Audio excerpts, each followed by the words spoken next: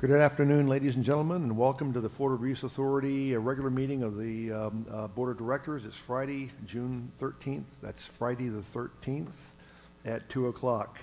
I would ask Councilmember Nancy Selfridge if she would do the honor of leading us in the Pledge of Allegiance.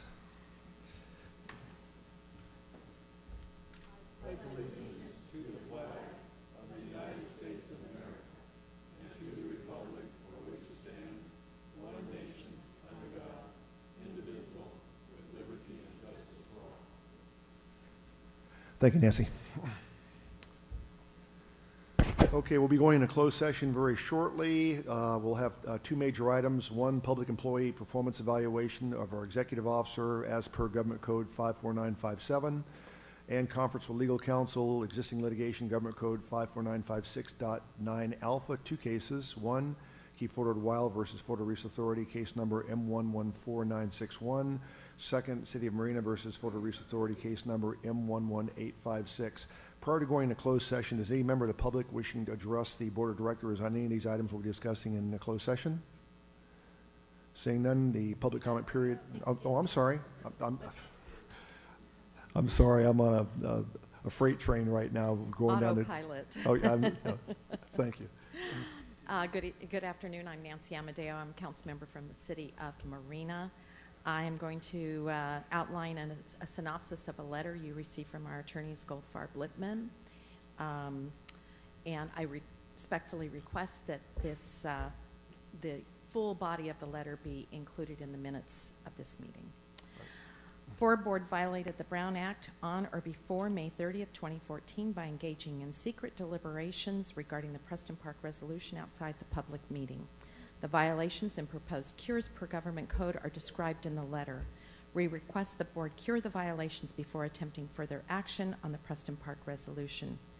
There were no public deliberations by the Board on this resolution. Mayor Rubio discounted public concerns in less than 2 minutes and recited an interpretation of state law and of contractual obligations between the city and FORA, and numerous other legal conclusions as outlined in the letter.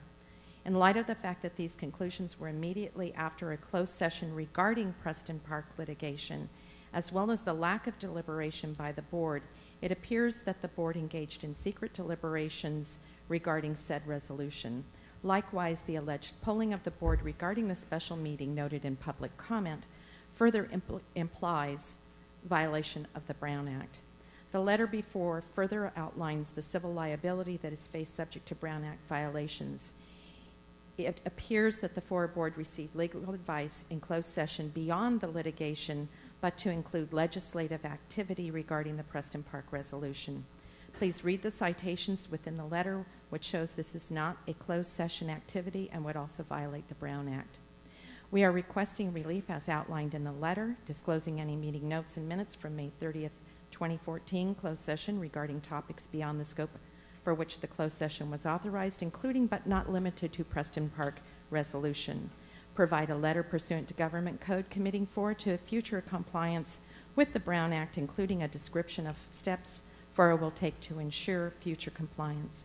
Voluntarily initiating audio recordings of all future closed sessions, discontinuing any further Board action related to Preston Park resolution, and any successor resolution regarding the retention of Preston Park property. At this time, the city has not yet filed an action in court or requested review of the Brown Act violation by the DA. This letter is sent in hopes the Board will cure and correct any Brown Act violation as requested without normal judicial intervention. 30 seconds. FORA should hear public comment before or during consideration of the Preston Park resolution on June 3rd. As cited in the letter, this has occurred in the past, specifically over the Preston Park Management Agreement. It was denied, but was done for the four-door reuse plan and the Executive Officer Contract Extension. Both of those were second hearings, and they both allowed for public comment. The Brown Act requires an opportunity for Your time is members up, of the ma'am. public. Thank you, sir. Thank you, Council Member. Next speaker. Thank you, Chair, and good afternoon, Board.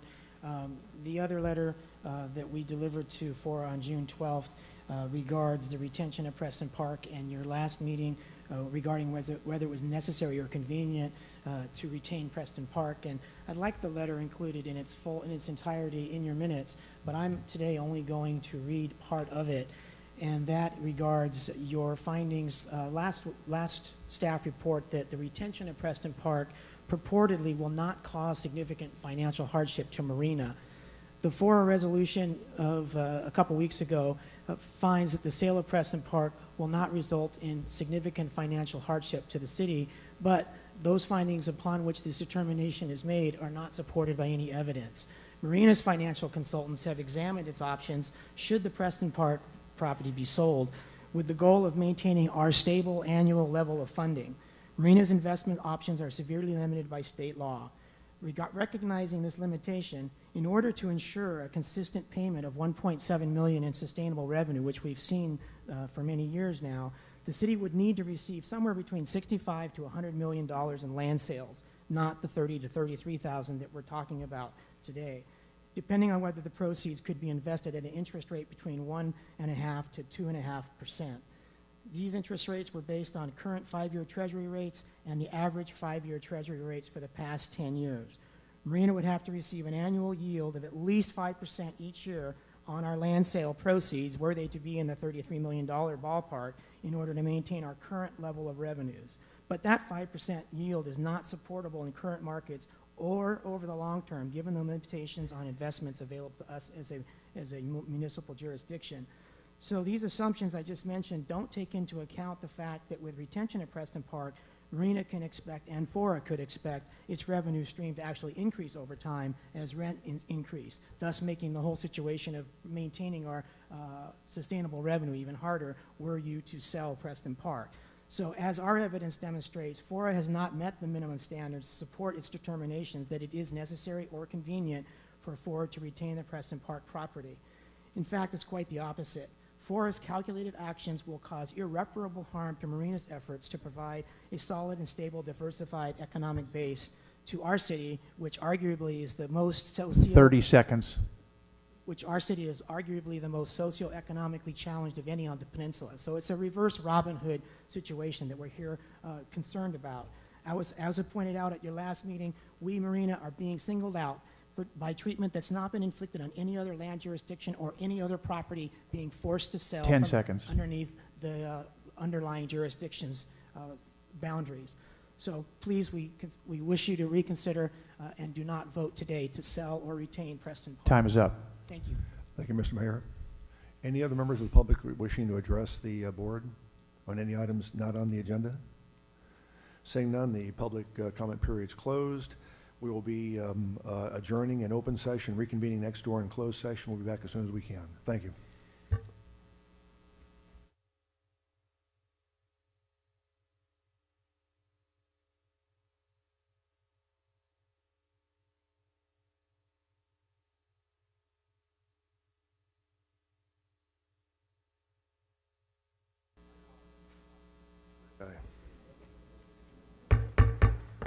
Welcome, ladies and gentlemen. We are reconvening an open session. Beautiful day outside. Thank you for showing up inside here and not out in the sunshine.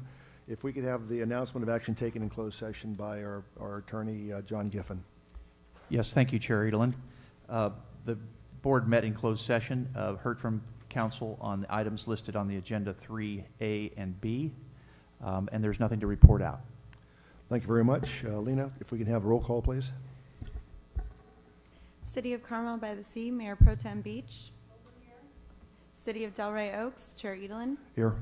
City of Marina, Mayor Pro Tem O'Connell. Here. City of Marina, Councilmember Morton. Here. City of Monterey, Councilmember Selfridge. Here. Monterey County Supervisor Potter. Monterey County Supervisor Calcagno.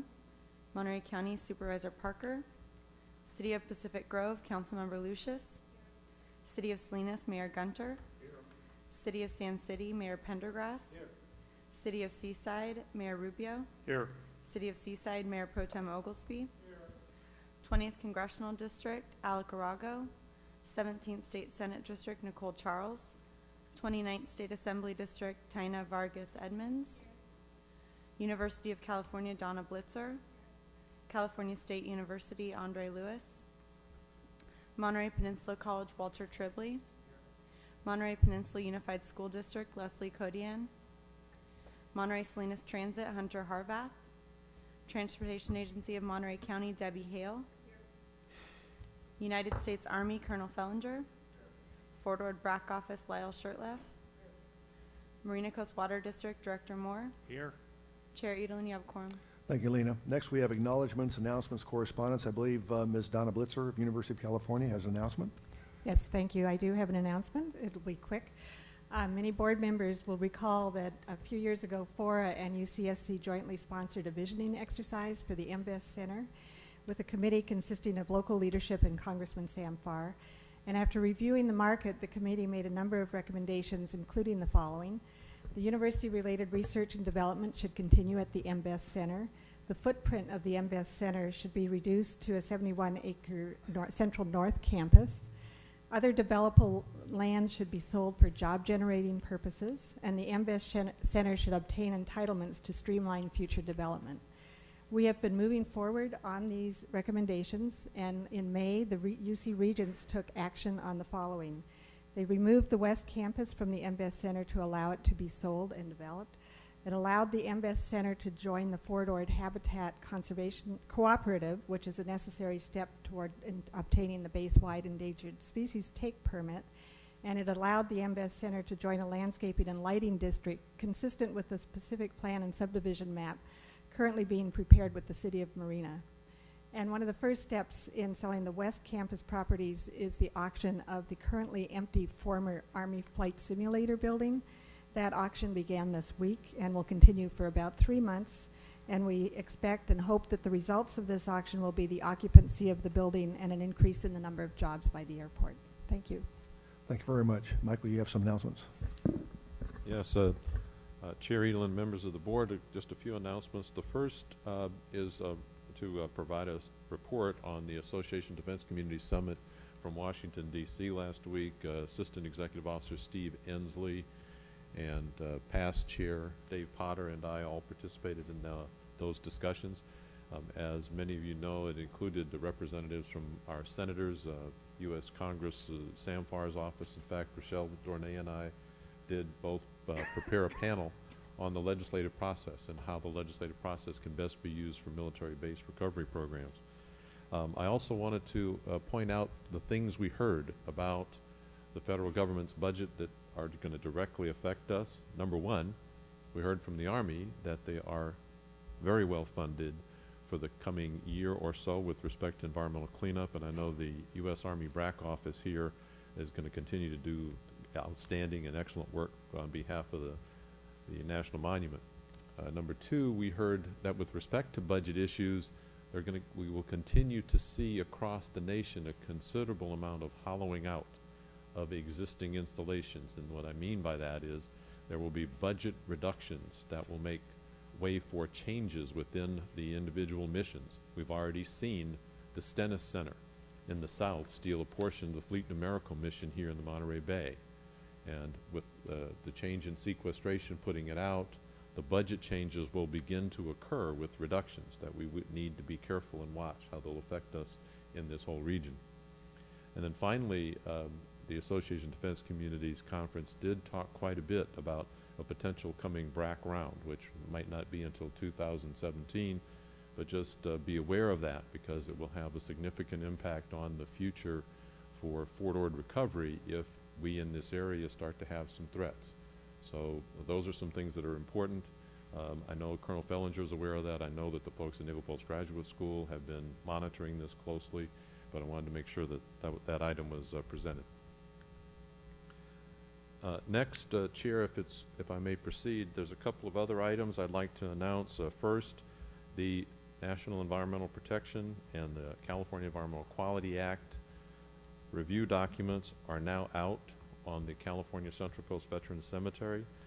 Those review documents, you can see those posted in several places around the former Fort Ord. I understand that there is going to be both in Seaside and Marina in the libraries an opportunity to review those documents. The current schedule is that today was the opening day, and then in July, I believe the 11th is the final day for comments to be received on those two environmental documents. And then third, Chair, couple of items. First, item 8C on this agenda, the Preston Park 2014-15 annual budget item. There was a series of documents and data that that were included in that report that had background data that was inaccurate, and it caused a significant change in some of the budget items. I don't know if significant is too strong a word, but there were enough of a change that we thought it would be important to pull that item and hold that off until next month, and so we're requesting the board continue that item or re-agendize it for next month. And the other item, item 8E, which is the memorandum of agreement between the county, UCP East Garrison LLC, and FORA regarding habitat management at the East Garrison project, having to do with the monitoring for California tiger salamander. That agreement needs some adjustments and modifications that were requested, and so the changes would be enough that we thought it should wait till next month before executing. So that's the request, is that item 8C and E be postponed till next month. If there aren't any objections by members of the board, we'll go ahead and pull those two items. It is Friday the 13th, and there is a full moon tonight, so we want to get everybody out in time so they can observe the full moon. Okay. Also, I understand the consent agenda, both those items, are some corrections being made to the minutes, so we'll go ahead and pull the consent agenda, and we'll bring those back next month for board consideration and approval. Okay, next on the agenda, business items, the Fort Ord Reuse Authority annual budget. We have 3 items: consider a new staff position, consider employee cost of living adjustment, and approve the annual budget. We'll start off, we'll look at each one of those items. We'll have motions on each one, but we'll start off with a new staff position. Michael? Yes, I think I'm going to do this on the other end. I seem to have lost my PowerPoint.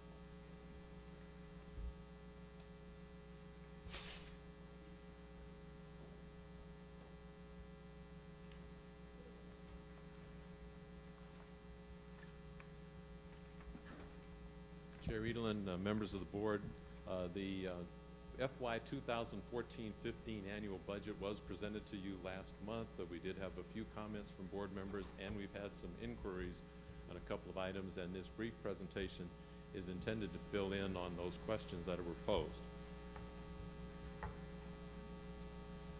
First, just a reminder, you saw several different charts last month that were in your board packet that specifically listed all of the background data for this summary of all funds combined. In essence, we are looking at a budget that has a little bit of a deficit this coming year because of expenditures related to implementing reassessment on the base, and also moving ahead, if we are able, on some building removal work this year. So if we are effective in our budget this year, we will have a reduction of about $600,000 in our surplus. That surplus, of course, is a reserve for use for building removal. Next. By specific fund, if you'll please note this, it highlights where we have the revenues that will be coming in. In terms of this coming year, we anticipate we will get reasonably significant developer fees this year. Over multiple years in the past, we did not get quite as many. So our annual revenues we expect to be around $5 million in developer fees. We have seen a shift from no development to effective development on the base. For those of you that have been observing at East Garrison, the project there is moving along well. We have had a number of construction starts with respect to the Veterans Clinic and other work that's being done on the base, including 2 housing projects that have opened in the last 18 months. So the work seems to be coming along. Next item.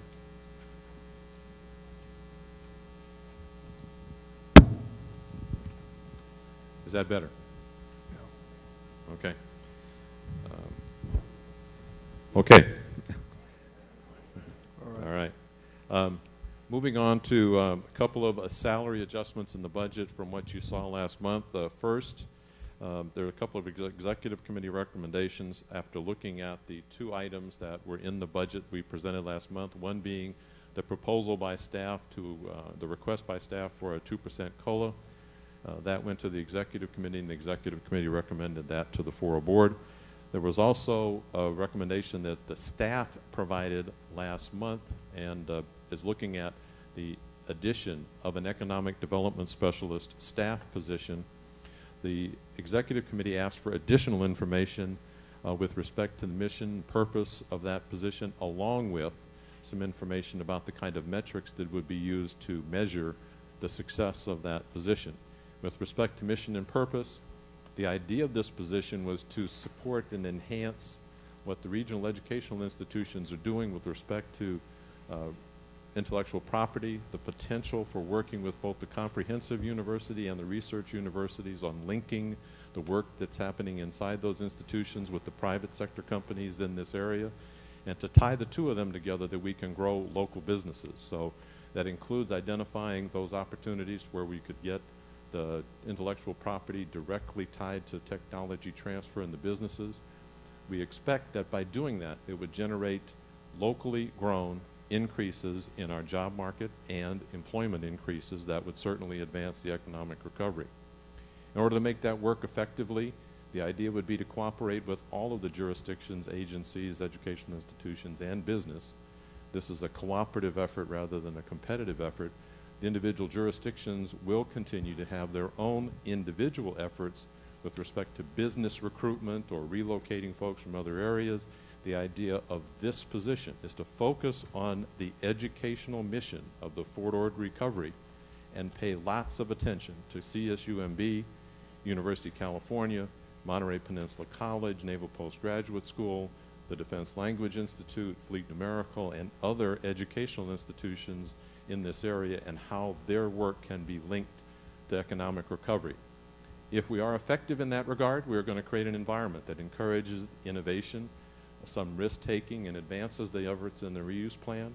We heard in the reassessment from folks like Bud Colligan and others the importance of making sure that you make those kinds of connections, because locally grown businesses are the most effective way of creating local jobs.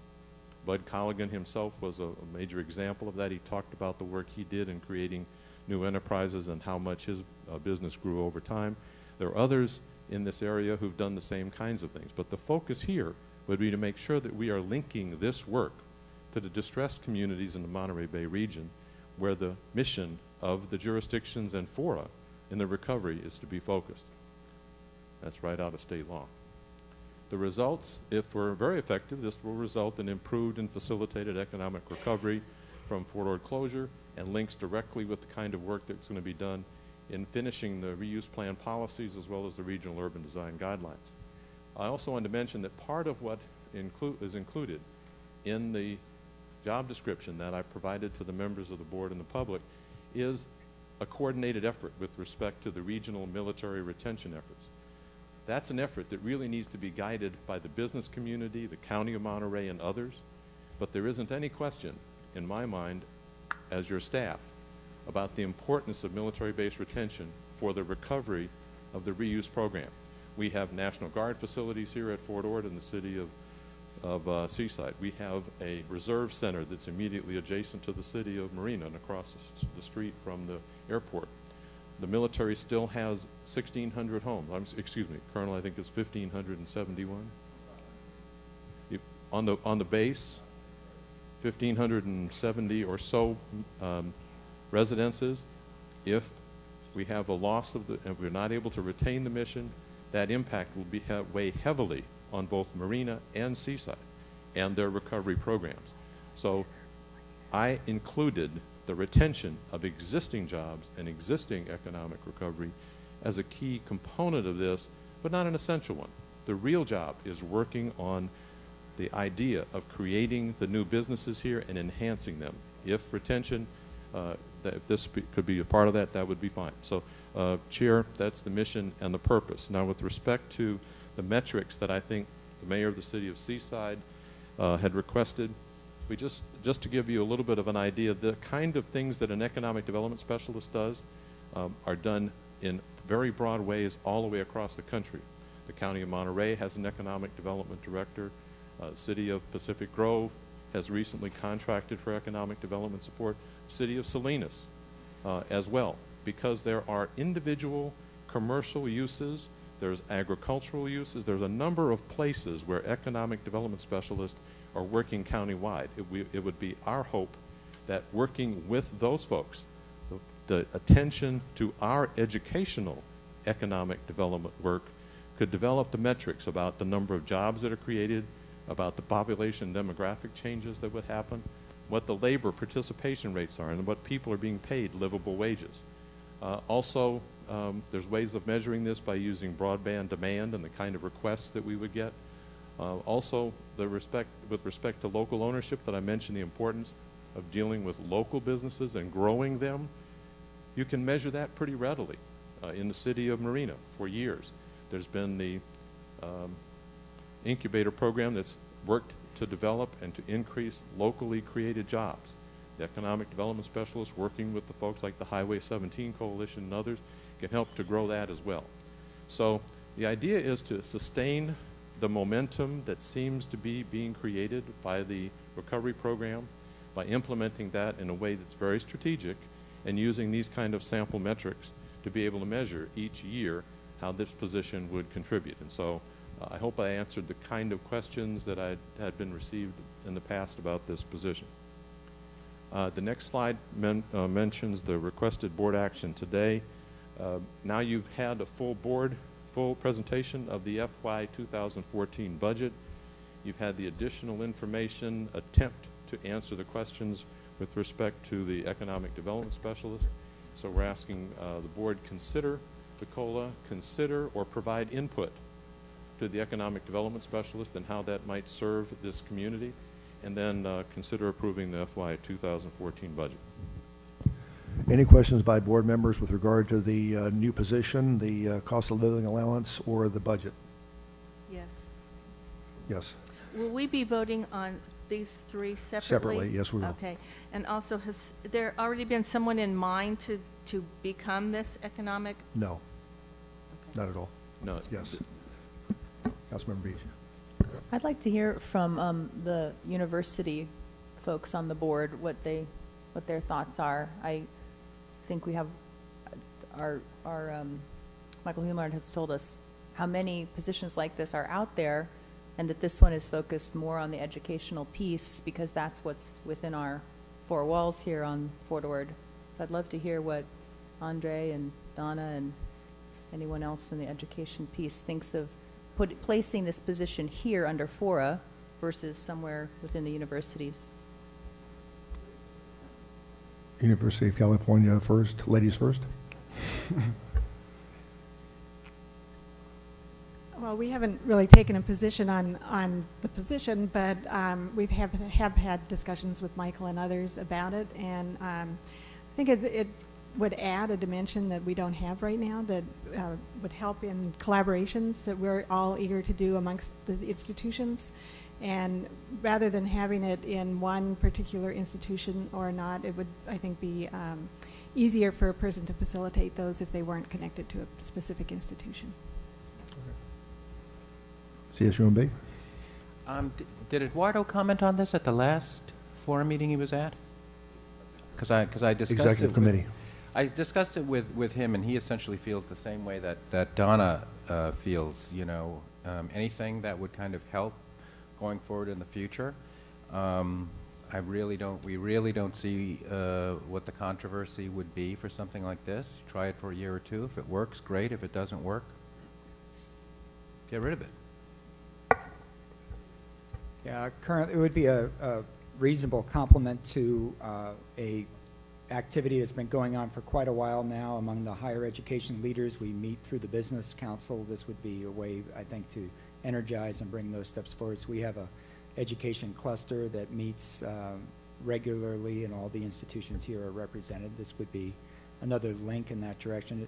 The way I'm interpreting your request, which is very reasonable, is that, you know, should we get an added resource, we would not turn that down to help us in our outreach for economic development. But I haven't had time to really critique this or bring it to my staff and get their responses on this. Thanks, sir. Mayor Pro Tem O'Connell. Yes, if I may, on page 14 of 240 of the staff reports, attachment C, it makes reference to legal services special practice, which is a small amount, it's $20,000, but it says CEQA real estate, and then it goes on-call service former authority counsel. I assume that's Attorney Bowden. I thought that was for a limited period of time, and if so, when does that expire? Is it on June 30th? I didn't hear the first part of your. Well, there's a $20,000 reference in for legal services special practice, and part of the explanation of that expense is on-call services former authority counsel. And if I recall, the board extended the period of time for the former authority counsel for, I think, 6 months or something. Does it expire on June 30th? My understanding is that it does expire on the June 30th. Okay, so that the portion that's declared to be 20,000 for 14-15 would not include the former authority counsel. It would be for other legal expenses such as CEQA and real estate.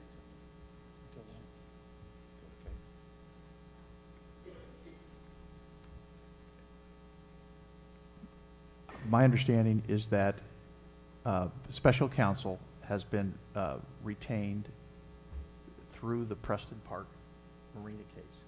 So there is no time, it doesn't expire June 30th. Well, right above the column on the same page, it says legal/litigation fees, and that says $300,000 for Preston Park. So why are we, it seems like you got, all I know is, and correct me, anyone on the board who recalls otherwise, that the authority, former authority counsel was. Sure. I do know that our fees are about half of what marinas are, and I think that there was some allowance made for special counsel given his background, history, affiliation with the Preston Park project, that he would be allowed to serve as special counsel through the Marina versus FORA case. And there's no specific endpoint that was arrived upon as far as I know. That's not the way I recall it, but I'm not going to beat it to death. I'll just inquire later after the meeting to provide me with some kind of documentation to prove that that in fact is true. Thank you. Other questions, comments with regard to the budget, the COLA, or the new staff position from board members? Yes, Councilmember Selfridge. The new staff position, I'm very sorry that we didn't come up with this quite a few years ago rather than now. But is there going to be a time limit on this position? Yes, I had recommended, I think the board report says 2 years, because I think we'll know if it's going to be successful or not within 2 years. If it's not doing well, that would be the end. And hopefully, if it is successful, that can be taken on by the individual jurisdictions, because the success will produce the revenues to take care of the position. And the county already has this position, correct? The So county, actually, as I mentioned, I think there are probably in this region 4 or 5 folks with a similar kind of title, so different focus. how will this be different than overlapping with what they're doing already? Well, I will focus the attention on the educational institutions. There really isn't a comprehensive person that does this amongst the educational institutions. Our recovery program is educationally based. This is not specific to a single real estate resource at Fort Ord necessarily, or only. It's focused on what the potential is for CSUMB, UCMBES, Monterey Peninsula College, and others in this region to be able to link with the businesses in the Monterey Peninsula area as part of the recovery program and to create jobs. So the idea is that is different than what Dave Spar does on a regional basis, seeking others from other areas to locate here, looking with specifics to agricultural efforts, looking to the business council for work with the individual business. That's what happens when you get to be old. With individual business sectors, and there's a specific program that the Business Council does as well. This would be unique to that. I'm not aware of anyone in this region that focuses on economic development and the job creation of technology transfer, the educational and intellectual property transfer opportunities that are located within within the universities. That would be the primary attention of this position, and that's where there wouldn't be an overlap or duplication. Councilmember Beach. Just one more maybe question for either the staff or the board generally. Would folks be open to the notion, so to me, this is one of those areas that can be really squishy. You hire someone and you're sort of taking a chance. And I know there was an effort to get metrics, et cetera. And the the qualification description, though I don't have it up right now, I think it says, things about education and minimal years of experience on the job, et cetera. Would folks be open to the notion of adding a qualification that relates to past performance? In other words, that we find someone who actually, so to me what FORA needs is a turnaround. It's a turnaround story. That's what we want to have happen here. It was 15 some years ago.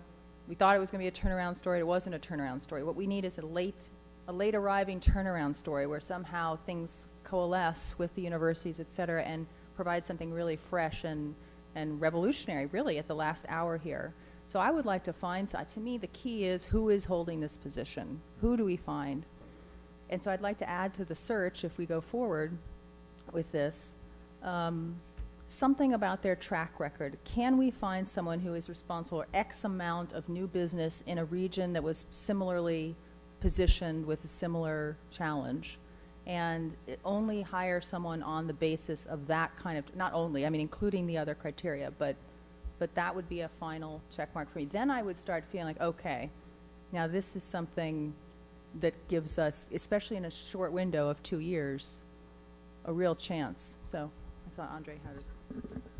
I was just going to say, and we discussed this a little bit yesterday, having metrics for the job too, like every quarter, this is what, 3 businesses in to look around, something like that. Victoria, since your service is so grossly underutilized here on the FORA, we might include you in the search committee for this new individual. I really should never say anything at these meetings. The squeaky wheel gets the grease. Okay. Other comments or questions by board members? Saying none out to the public. Any questions or comments by members of the public? It's a race. Who's going to win first? Council member wins.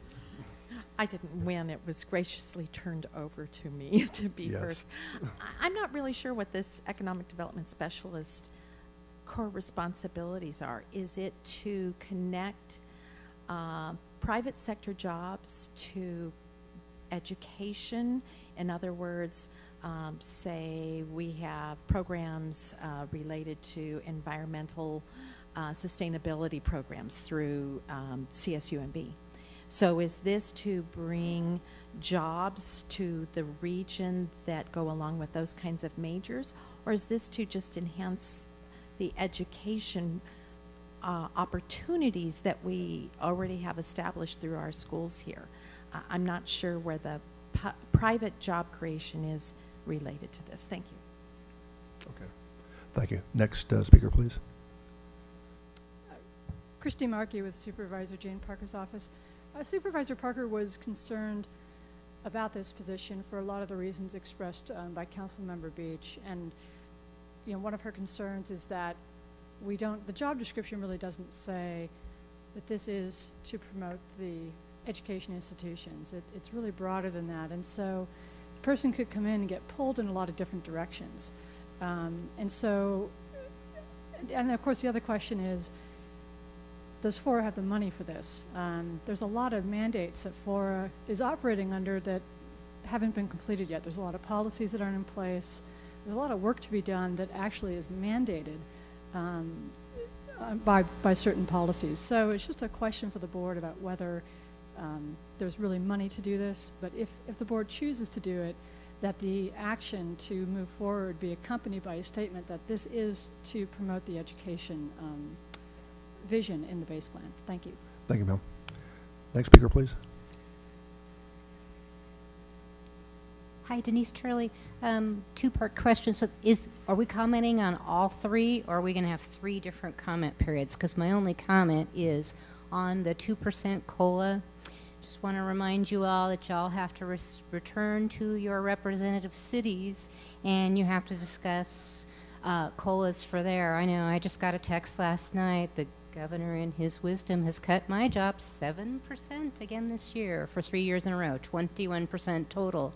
So if you all have to have that issue here and then go back and tell your own city people, oh yeah, at FORA I voted for it, but sorry, you people can't have it, kind of puts you in a funny spot. Thank you. Thank you. And this comment period's for all three items, please. Hello, good afternoon again. I know that in some ways Fort Ortiz Authority is strapped financially, so if this position was going to cost $80,000 to $100,000 each year in total package, maybe more, that is a significant cost. And if you are financially strapped, that's a concern. But if you do go ahead with this, I was really impressed in how much the colloquium taught all of us, reminded all of us of important tenets of compact, smart development, and all the things that the colloquium did. And I'm not sure that that colloquium has been followed up much, and probably each individual jurisdiction has kind of swept it under the rug because other fires have been going on since then. And so if this does go ahead, I would hope that one task of your economic consultant or your economic expert could be to have meetings and educate the staffs of the different and the councils of the different cities and jurisdictions so that we all remember the messages of the colloquium and try to progress on implementing some of the principles that we seem to all agree on at that colloquium. Thank you. Thank you, Ms. Mayor. Next speaker, please. Hi, Margaret Davis. What I heard was that every jurisdiction already has economic development people. We have visitors bureaus, we have chambers of commerce, et cetera, staffed with presumed experts. Are these people incompetent? Are they too hard to work with? Are they too old and tired? I wonder how many layers of redundancy does it take to produce competent, effective, vigorous, visionary action. The schools seem to indicate that they'll accept a freebie, but I hardly count that as a ringing endorsement. Mr. Hulamard evokes Bud Colligan. Mr. Colligan, nor any other speaker at the colloquium at any time hinted or made the slightest suggestion that hiring an economic development director or person of that type for education or any other purpose was a priority or a good idea or something to be pursued. Nothing like that at the colloquium. As far as the COLA goes, I think it's extraordinary that FORA would ask for this in the middle of a recession. People are still hurting. This organization is overdrawn. I dare say not one staff member will quit without a COLA, and I dare say within the context of the economic climate, there's not one staff member who has done such impeccable, exemplary work that not giving them a COLA would be just a travesty, and I urge you not to. Thank you. Thank you, ma'am. Next speaker, please.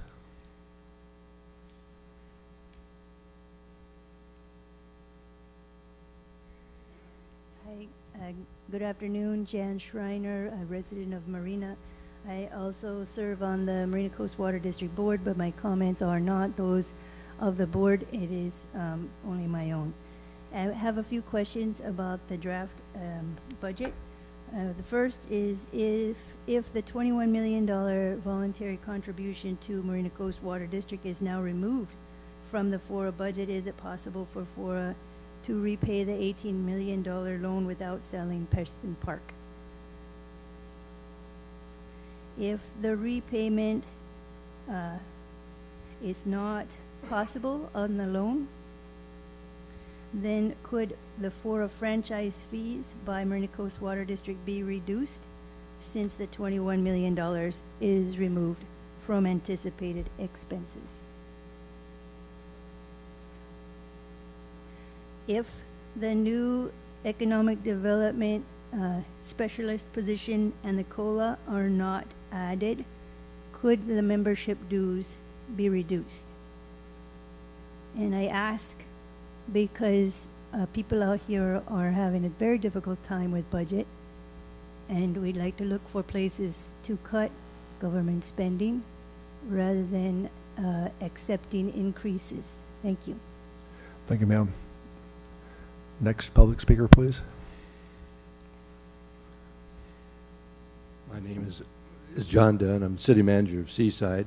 I'd just like to remind all of us that about the economy of the Monterey Peninsula. It's principally tourism, and of course, during fairly good times like this, we're doing reasonably well.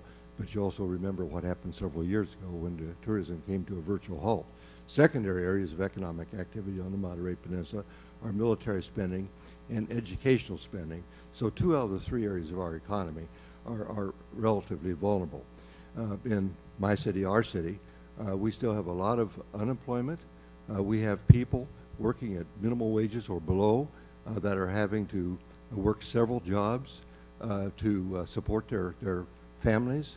So we have a critical need within this area for jobs, for higher paying jobs, and for increased municipal revenues so that struggling cities like ourselves can do a better job of providing quality services to our citizens. And so I would, now we too have an economic development director, and she's very capable, but she's able to spend, because of her other duties and responsibilities, less than half of her time at that job. So we don't see this job proposed by the FORA staff as a cure-all by any means, but it would go a long way to supplement our efforts. In our case, I would have to say that they're inadequate. We also, within our city, have a number of small businesses that are struggling. We're attempting to help these businesses, but our basic program is to retain these businesses, to help them prosper and expand. Ultimately, we have to get into the business of attracting some outside business to our area. All these things, working with the several jurisdictions, are complex, they're interactive between the jurisdictions, so I would urge you to support this position as a necessary adjunct to one of FORA's purposes. You have obviously environmental protection, you have enhancement of education, but you also have the return of the economy that was lost when Fort Ord closed in 1994. So I urge strong support for this position. Thank you. Thank you, sir. Next speaker, please.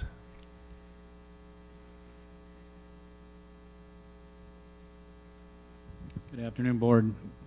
Doug Yount, Applied Development Economics. Just a suggestion for the Board, possibly with this position that's being recommended. I first of all applaud FORA for recognizing the importance of economic development in terms of a focus area for the base. Obviously, that the key is the job replacement.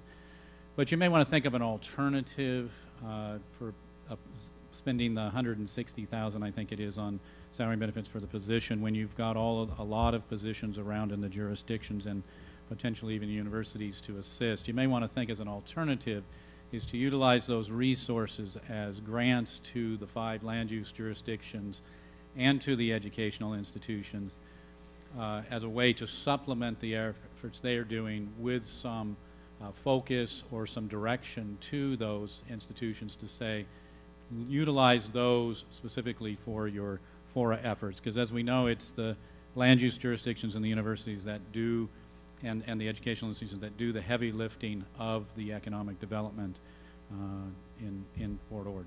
So that may be a suggestion, or just a suggestion that you may wish to consider. Thank you, sir.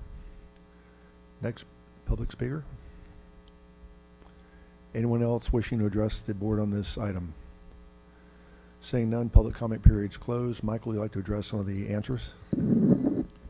Yes, Chair, first of all, I'd like to focus on the items that weren't related to the economic development specialist. There was a question about, does FORA have the money for the COLA and for the economic development specialist? And in terms of looking at our budget, the Finance Committee and the Executive Committee both found that there were sufficient funds in the budget to pay for both of those. There was a comment about what would happen if the $21 million that is removed under the next item, under the CIP consideration, that would then flow into the budget. If that was deleted, could that be used to repay the $18 million mortgage? The answer to that question is no, because that's different pots of money have different colors. If those are reduced, that accounts for as the MCWD board is aware, for the MCWD board members, including a capital charge in that fee. In the past, that $21 million voluntary fee was to go for that item. So the two are not related. There was another question about if actions were not taken to add a position and or to do the COLA, could dues be reduced? The dues that are set for the Fort Ord Reuse Authority are under state law. The answer to the question would be no. The other items were related to the economic development specialist. And so I could take those on today. First, there was a question about, does this have to do with private jobs that are being created, and are they being linked to the universities? In many ways, the universities are already following the career path and the career opportunities that are in this area. As a comprehensive university, California State University, Monterey Bay is always looking at the career paths for folks in the tourism industry and the hospitality industry, as well as in agricultural industry and so forth, and so that's already being done with respect to the curriculum in the universities. Monterey Peninsula College does the same thing, focuses attention on creating the kind of career path educational opportunities that are linked to the jobs in this area, along with many others. But that, I think, is already happening. With respect to this proposed position, it would be looking first at the kind of research, the kind of development, and the kind of activities within the university that can help to build local businesses. It could be in the purchasing area, but it's mostly about the research and the intellectual property transfer that creates new businesses, that create new jobs. There are many other items that are included in here, but both ways are there, and I'm sure that there will be some facilitation both ways, but that's my answer to that question. With respect to promoting the educational institutions, that's exactly what this position is all about. We have some extraordinarily world-class institutions in this region that range from the Language Institute, the Naval Postgraduate School, to UCSC, California State University, Monterey Bay. The awards that MPC receives continuously tell us that we have great educational institutions, and promoting them by looking at how their research and activities internally are matched up with the business sector and jobs, I think is important. There was a comment about the about the economic development specialist and the colloquium. It is in fact true, I reviewed the items in the colloquium, and there were a number of things about the importance of growing local businesses, promoting them, linking the smaller businesses to opportunities, helping them to mature, fertilizing them in some cases, just to build them as much as possible. So I think that is part of the colloquium. The colloquium principles, of course, have to do with the built environment, and linking job creation to this built environment was mentioned by each and every one of the speakers that talked about linking jobs with the offices, with the commercial development, with the residential development in that kind of form-based approach. And I heard that's the way we should be developing rather than in sprawl or urban kinds of ways.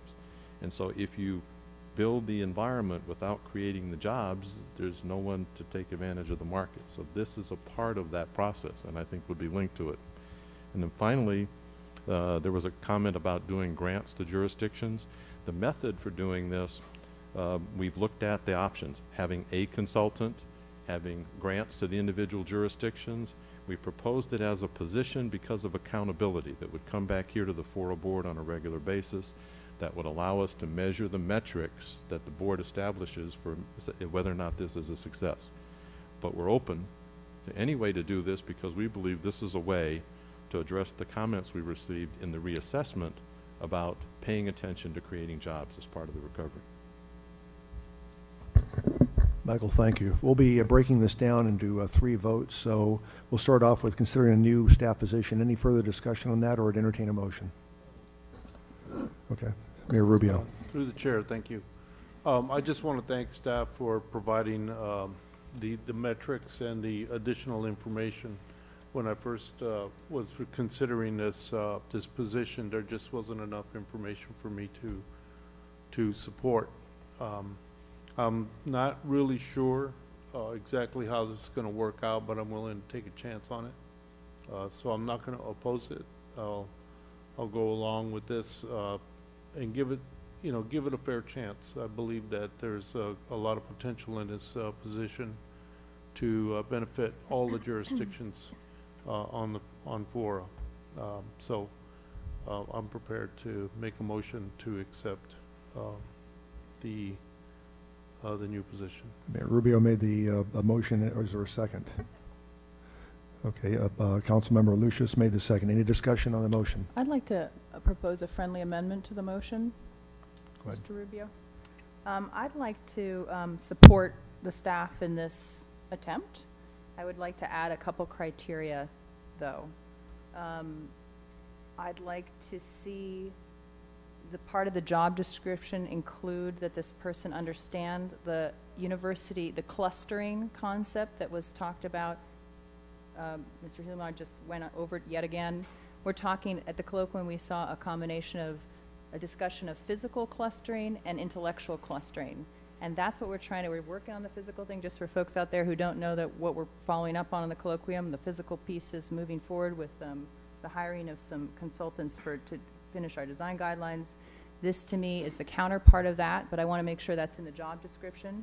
I also want to make sure that's what's in the job qualifications is a proven track record of, and I'd like the staff to tell us their opinion on this, but I want to have someone hired who has shown that they can do this and is exciting. I don't want a person who is just qualified by background. And then the third thing I would say is, these are the three friendly amendments. The third friendly amendment would be that at a 1-year point, there is the hiree understands that it is a 1-year review period, at which point we take stock of how this is going, whether it looks like the 2-year pilot is going to work out or not, and that there is some flexibility for switching horses at that midstream point. Does the maker of the motion, the second, do you accept the friendly amendments? I just have one question on the third one, and this is to staff. Would that position would be at will, correct? So, okay. Yeah, I accept the. Thanks. There's a second. Okay, we have a motion, a second, three friendly amendments. Any other discussion on this motion?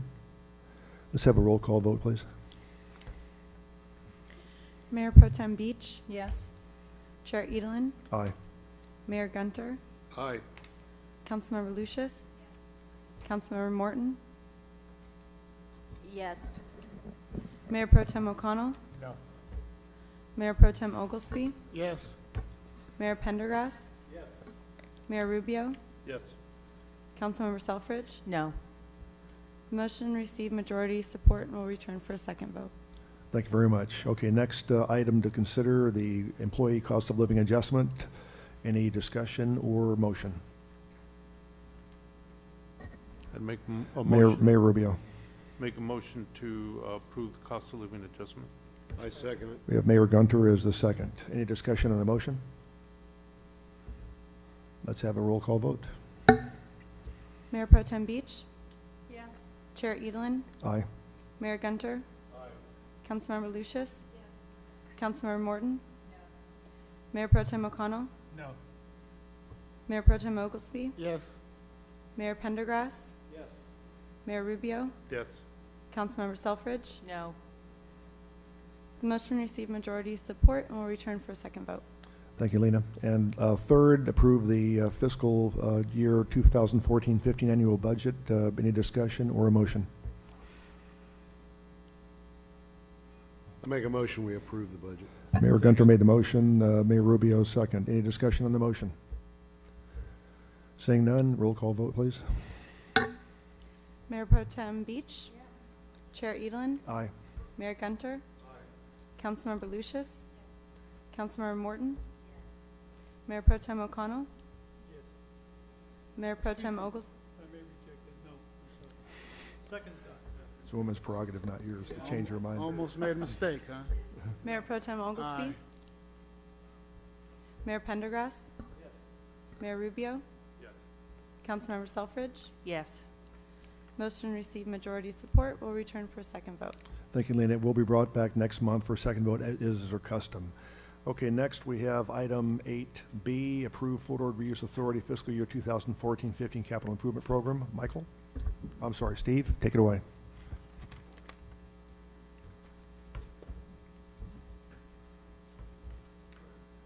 members of the board, you received a presentation on this item last month, so we're not going to spend a large amount of time going through it again, but I do want to highlight some additional changes to the presentation from last month and just frame the decision for you tonight, and then there'll be a presentation by your consultant from Economic and Planning Systems. I guess they're looking to get the PowerPoint up. You have a PowerPoint in front of you at your position. The PowerPoint was presented last time. I just wanted to make clear that you have two different types of costs that you're attempting to fund when you do a capital improvement program. And the major ones here have to do with mitigations, which were originally included in the base reuse plans, economic environmental impact report, and they're required in order to mitigate the reuse plan. And then a second series of items that are what we call base-wide obligations and are somewhat more discretionary, but the board has adopted policies over the years as to which revenue sources will cover them and how those programs will be done. So I just wanted to run through these really quickly. The major CEQA mitigation is transportation and transit. Then moving on, the habitat management program is another major one in the realm of $40 to $60 million program. Then the water augmentation program, which gets referenced in a number of different contexts as well. And then we've retired a couple of our CEQA mitigations, the storm drainage program and the firefighting enhancement program are now completed. As I said, there are also base-wide obligations, and the major base-wide facilities that are non-CEQA have to do with building removal and an item relative to property management and caretaker costs, which have been of concern to the jurisdictions over the years. Then just to reiterate, each of these programs have different revenue sources. The executive officer actually pointed that out in the answer to one of the questions that came up on the last item, which is that there are certain pots in which you can't spend money. So for instance, the CFD, Community Facilities District, is dedicated to mitigating CEQA and items like that and can't be moved across just to cover anything that you want to. And then similarly, the board has created policies over the years, in particular relating to land sales revenues going to building removal, although ultimately land sale revenues are not a restricted revenue. And then going down the line, our third largest revenue source is property taxes, and they are a discretionary revenue source as well, sometimes used to cover debt service and so on. And then grants, we've been very effective over the years in receiving grants and going out and matching those grants with loans and so on.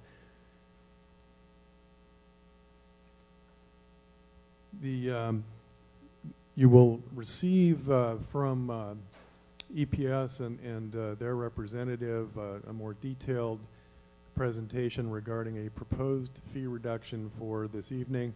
But this slide just gives you the history of two major fee reductions that this board approved over the last several years in relationship to earlier iterations of what we've been calling the Phase 1, 2, and 3 Capital Improvement Program study, looking very carefully at, in particular, contingencies and a desire to reduce those contingencies down in a manner that is appropriate to the actual costs and concerns that we face. And we've been fairly effective at that, but we have some more in that area to present to you tonight. also referenced in the last item had to do with the, well, you skipped past me. Oh, yeah, thank you. Just the significant updates, I believe, is the slide, if we can get that up, regarding the rate study. If we don't have it anyway, you might have it in front of you. The basic concept regarding the voluntary fee reduction is that to remove it as a CIP line item, the reduction has to be offset on the other side of the equation, because the Marina Coast Water District is increasing their capacity fee to cover the cost that would have been applied by the so-called voluntary contribution. So if we were not to reduce that out, we'd be double counting for that cost, and it seems inappropriate, and so we're recommending to remove that line item out and to reduce the developer fee commensurately. We've also just provided over the last couple of years, this question has come up several times, just what are the post-FORA implications of this whole program, and the fact that we're running, ultimately, we started out with a $300 million program to mitigate the base reuse plan, and also to accomplish base-wide recovery of this base. And it's apparent that this effort will continue on. It will outlive FORA, and probably most of us here, in some forms. And so we just wanted to project out for you some of the things that will continue on into the future that will have to be dealt with, and just to show you that there's been some thought given to exactly how we might proceed in the future. And so that's just there so that you can understand that it's not something that's hanging out there so much, but rather waiting for some applied attention.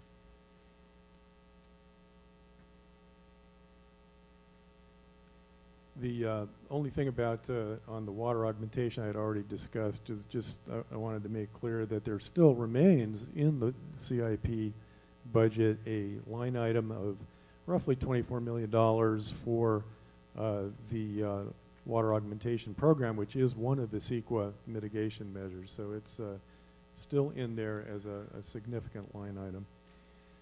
This slide up now just kind of shows you the remaining transportation programs that remain, and the sort of the magnitude of the program that is still left for us to accomplish. We break them out into on-sites, which are project specific to some extent, off-sites, which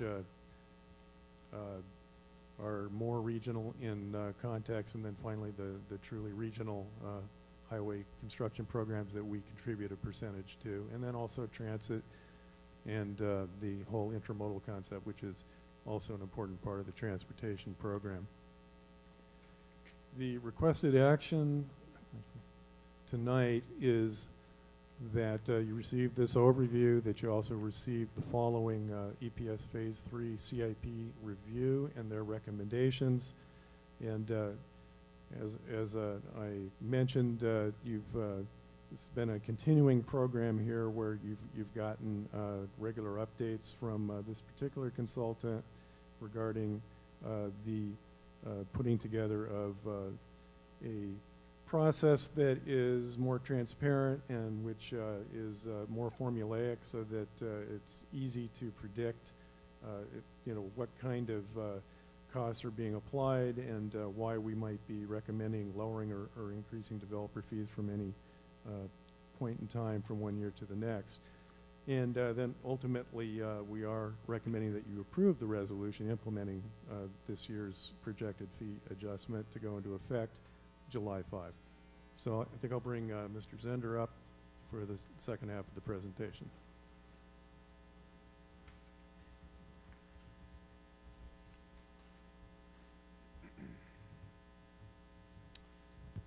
Thank you, Steve.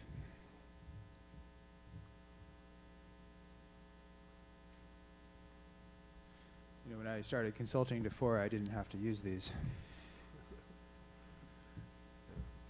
So thank you for having me, and good afternoon, Chair Edelin, members of the board, David Zender, Economic and Planning Systems. So at the previous board meeting, we presented the CIP as an informational item. And since that time, we've coordinated with FORA staff, TAMC, and the development community to make sure that our recommendations are understood and clear, and we've taken their comments into consideration. And I'm pleased to be here to present our final analysis and recommendations. Very little has changed overall with the recommendations.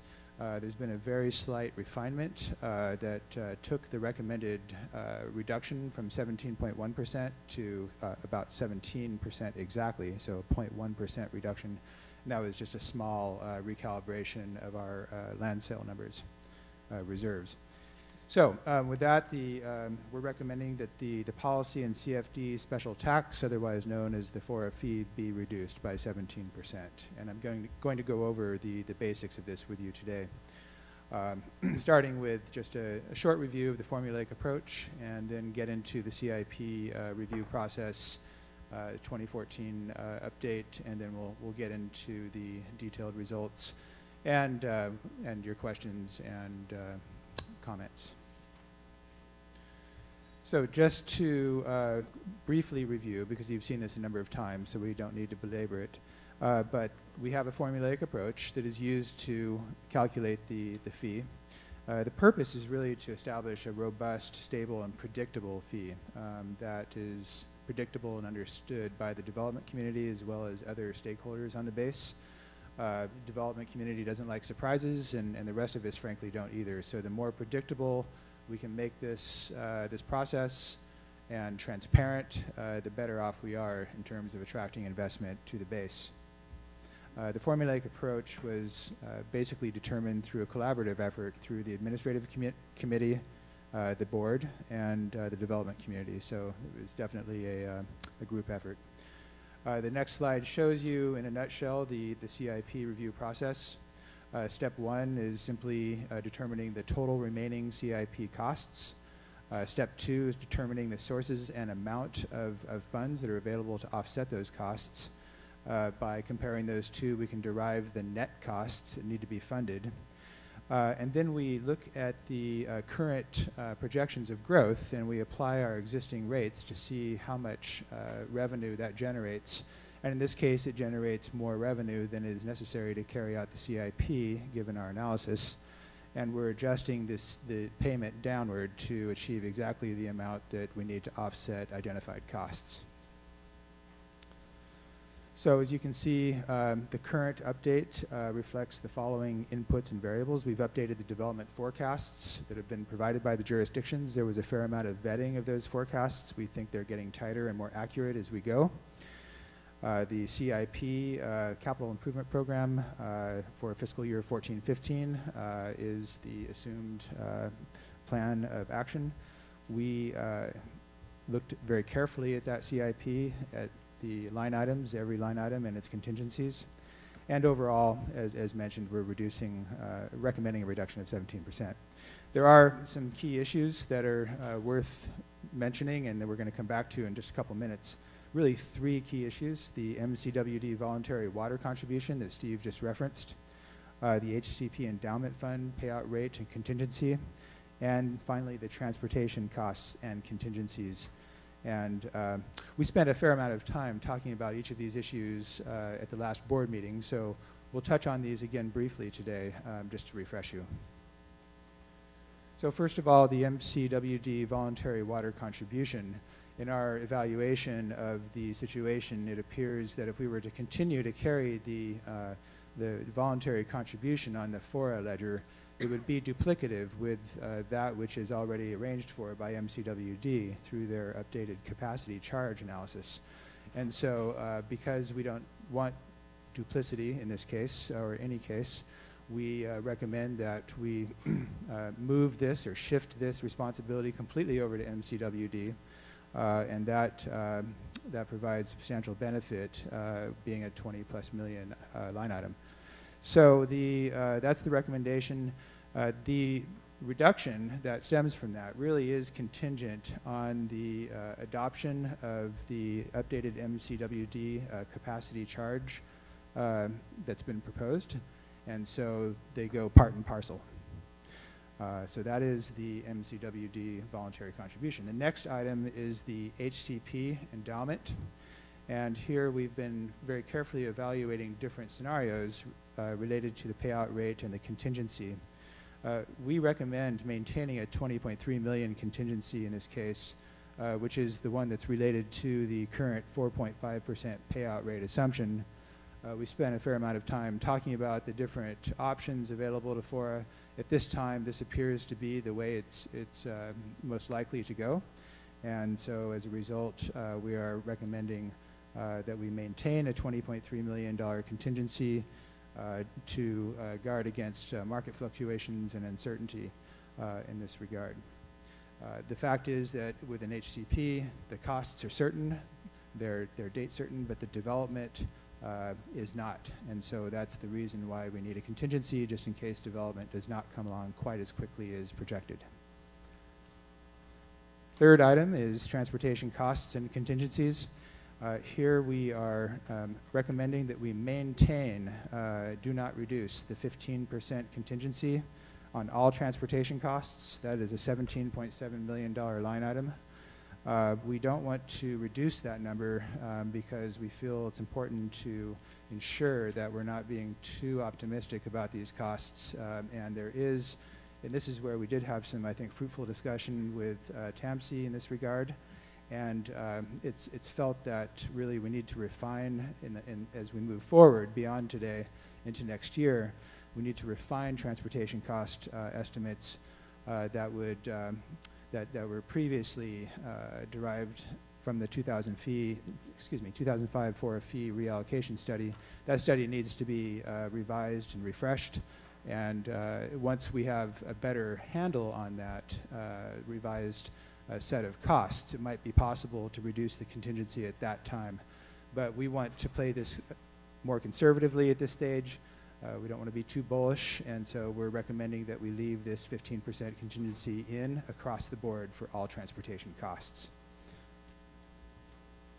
So the result of these recommendations would be to reduce the development fee policy, CFD special tax, by 17%. So you can see the chart for residential development. That would mean a reduction in the existing rate from approximately $27,000 to $22,500. And then you can see the proportionate reductions of the other land uses. And as you know, the recommended adjustment reflects a number of things that have been discussed. Again, the $21.7 million MCWD voluntary water contribution. Steve mentioned the removal of the $3.5 million in utility and storm drainage costs. The PLL insurance cost has been shifted to the land sale revenue. The firefighting equipment cost has been retired. HCP endowment requirements have been calibrated. And then finally, there's some other CIP cost items that have simply been indexed. So the next table shows you what it all comes to in terms of the total capital improvement program and other costs that we're looking at here, a total of $247.5 million. And then the next slide shows you the estimated funding that is identified at this stage, and that is just short of $85 million. So the following slide puts it all together and demonstrates the need for the reduction. Basically, the CFD special tax revenue that is required when we compare total cost to total funding is $162.6 million. If we were to leave the current rates in place, we would generate $196 million approximately, which is simply more revenue than is needed. So our recommendation is to enact the 17% reduction, and that would bring you to your recommended amount. So the conclusion, 17.0% developer fee reduction, but maintain the contingencies to be conservative to ensure that the HCP is adopted and other actions such as the JPA are formed. that the HCP endowment holder is determined and we can lock in on that payment rate. And then finally, that we refine the transportation costs through the update of the 2005 reallocation study. So that is the recommendation. Appreciate your time today and happy to take any questions. Thank you, Mr. Senator. Good briefing. Any questions by board members? Councilmember Beach. Thank you for the presentation. I wanted to thank you also for, sounds like you might have either met with TAMC or just taken to heart TAMC's comments last time. Talked with them, okay, good. I would therefore wanted to check with Debbie Hale that her thoughts, which I thought were more in the lines of, if anything, contingency costs should go up, not that they should, she said they shouldn't go down. I don't know if she's okay with neutral, but since she's the expert, I wanted to ask her that, and then I had one other comment. Debbie, please. Thank you. I want to thank consultant for meeting with us. I think our key concern was just that we don't know what the new contingency would be until we update the project costs, so we wouldn't want to see any reduction in the contingencies, which was one of the suggestions made. I'm a little nervous about the overall fee reduction, but I don't know that if you didn't reduce the fee that money would come back to transportation. So I do appreciate the recognition that you know, after 10 years it's time to update the project costs. Certainly a lot of the costs have been updated and we have new information, and would also want to align it with the timing that we see some of the projects, the regional projects moving forward in our program. So I do feel like this staff recommendation is consistent with what we talked about, and I appreciate their time. Thank you, Director Hale. So that was one, I'm sorry, thank you. Yes. So what I would have preferred, I'm sorry, on this presentation is to have heard the differences from the last presentation, because this was basically the information that was presented last time with what I was able to perceive is a discussion with TAMC, so that's terrific. But I don't know, other than the calibration, as you put it, of 17.1, 17 to 17.1, it's hard for me to tell the difference between these two presentations, and there may not be a difference, which begs the question, there was a lot of discussion last time about the wisdom of simply reducing fees at all, and maybe to dig down on that a little bit, I could ask you, of the 17%, could you tell us what percent or what fraction, or if we're in the $20,000 range for the actual per dwelling unit fee, what fraction of that is accounted for by things like the water correction, the water transfer correction, the contingency piece, all the things you list, so we can tell where the bulk of that reduction is from. Sure. Just to address your first question, there really are no changes whatsoever from the last presentation. There was a very small numerical change in the thousands of dollars that changed the fee or the reduction from 17.1 to 17.0, but no changes have been made from the last presentation. It was such a vibrant discussion, it would have been, maybe you could have led with that. Okay. Despite the fact that we had such a vibrant, critical discussion of the last presentation, the only thing that happened was a discussion with TAMC. But anyway, please go ahead with the other question. And really there was, I think the discussion with TAMC was to really review what we were intending to recommend, and I think the way that we laid out so many alternatives, it was confusing to track exactly what was being recommended, so that was, part of it was just being clear, and you know, that's. So in terms of the recommended reduction, the vast majority of this reduction stems directly from the MCWD voluntary water contribution. I would say plus 90% of the change. So that really is the key issue. That is the new information that is being brought to light here, the new direction. And but for that type of direction, you could simply index this fee. But this was a major change that requires us to take a more formal look at that particular circumstance. And so the MCWD item really is the key issue to look at here. And if we just did that piece, which is a change in the way we do business around here, it would be 16.8 or 16 point something. Well, it's if as a There are a reduction? few other changes that were made, but those are just factual updates. So for example, we mentioned the utilities and the storm drainage and the fire rolling stock and things like that. The fact is that those costs are no longer needing to be funded. So that's just a factual update, but the MCWD is really the key to look at. And so you couldn't really isolate those items in that way. You could elect not to go along with the MCWD proposal, in which case you'd be seeing a very subtle change. Thank you. Okay, Director Moore. So I have questions in two slightly different areas. First of all, you show different charges for retail, for various forms of commercial and residential. Did you follow a principle of trying to make those somehow equivalent, or if not, what principle was followed? Sure. Yeah, you're turning on the Wayback Machine now, because so when the FORA began to look at these numbers and to think about the fee incidence on different land uses, there was an overt decision that was made at that time that even then the jobs were paramount. Everybody recognized that we really need to generate jobs for this area to prosper and for the base to recover. So the decision was made to ensure that the fees that apply to things like industrial and office were as low as they could possibly be while still covering those mitigations. And so there was a lot of thought put into proportionality and trying to really encourage job development.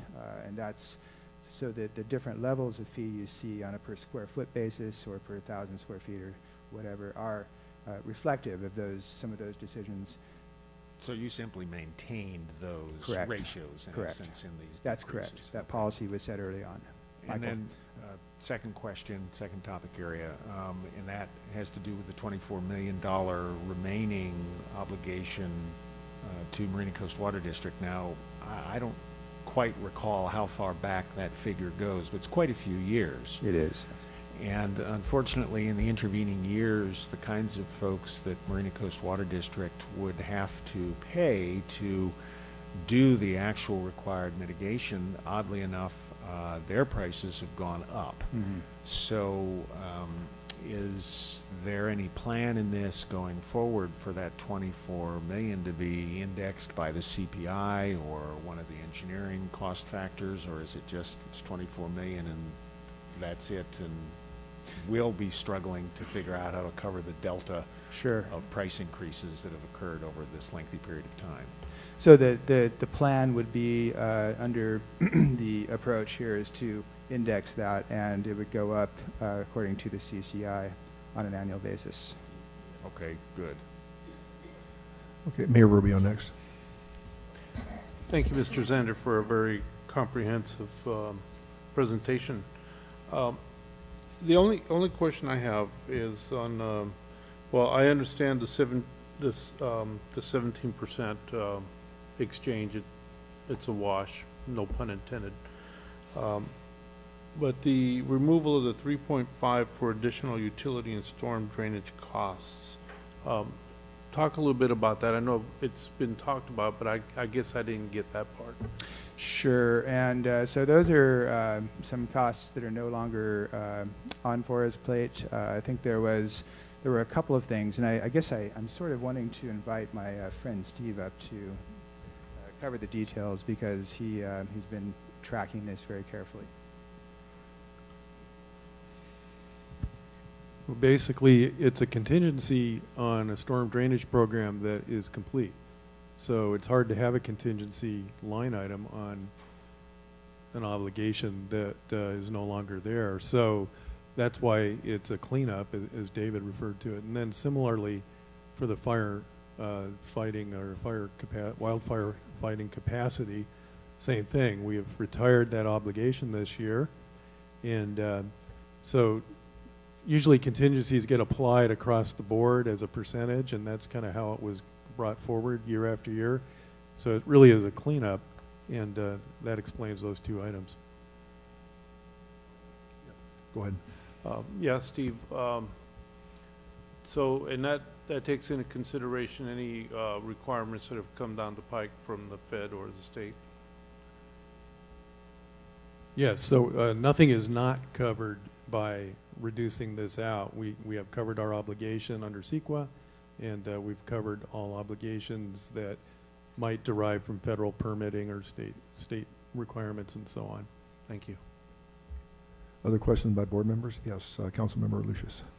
Thank you. I actually have a question for staff on this.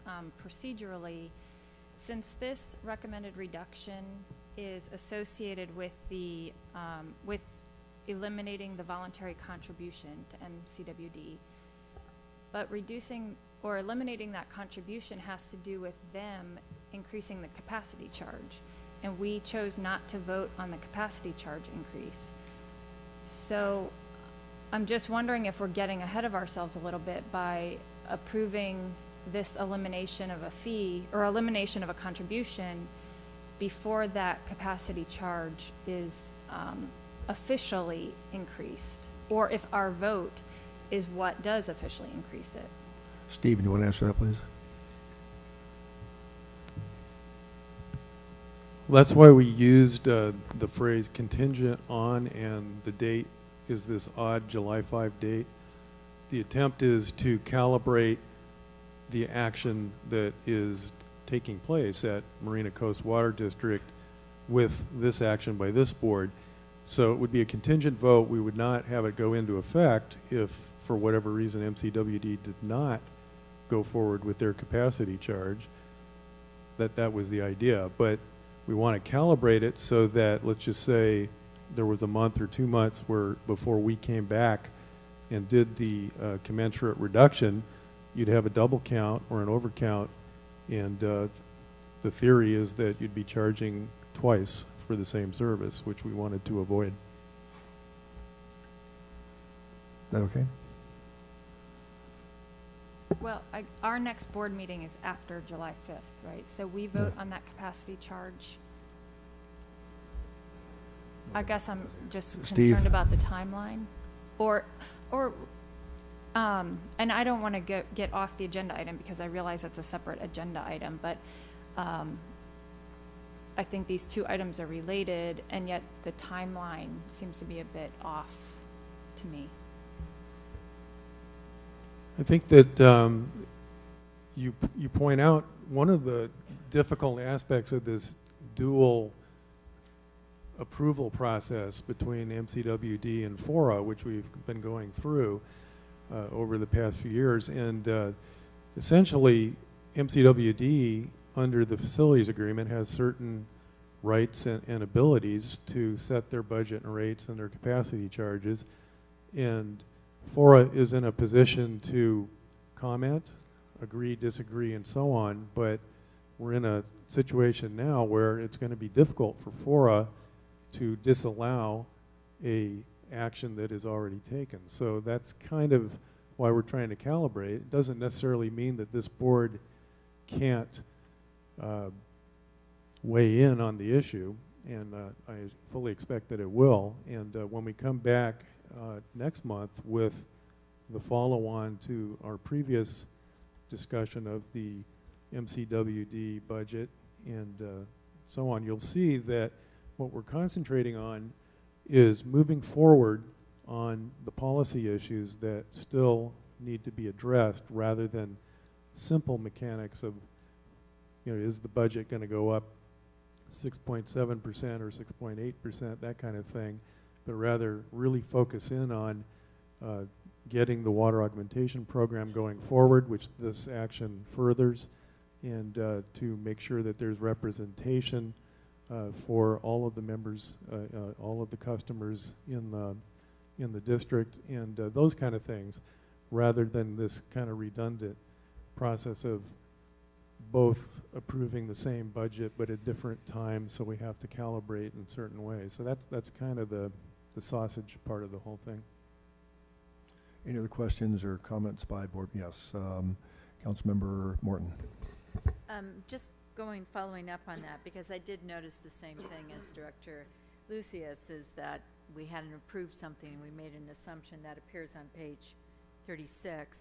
But the other thing that I'm not quite understanding, and just as a further follow-up, capacity charges, that this 21.7 million is now to be come from capacity charges put into place in 2014 in the MCWD's Water Board proposed budget.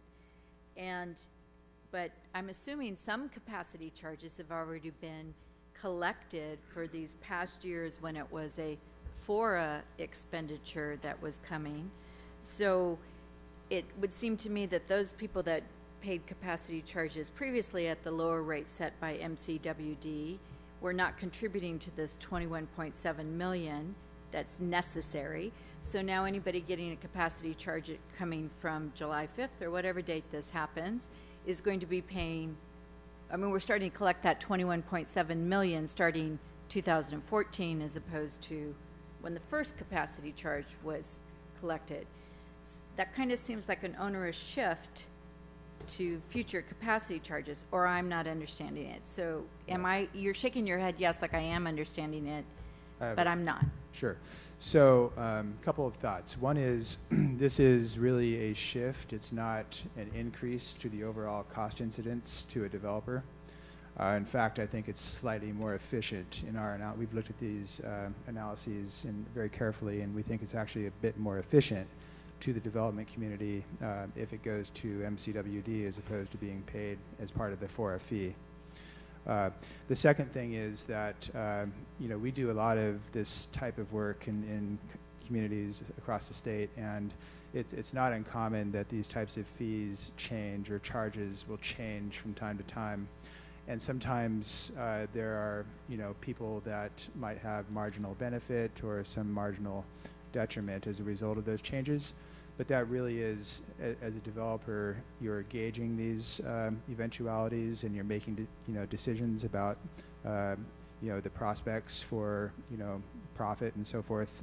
And it's just part of the process that you go through as a developer in understanding that there are changes sometimes. Sometimes they cut your direction, sometimes they cut the other direction. But it's something that is relatively common. But it's not something that the FORA board has to necessarily feel is an issue in terms of providing recompense or something of that nature. And my other question is just on the, I think it's item O, your land sales. You have a sum of 67,000, but I didn't find a breakdown. Was there a table of how that was computed or what that's from, how you arrive at that number? Sure, yes, there's a table, and it is table 4.2 in the packet. It's page 15 on ours, and I'll come to it here.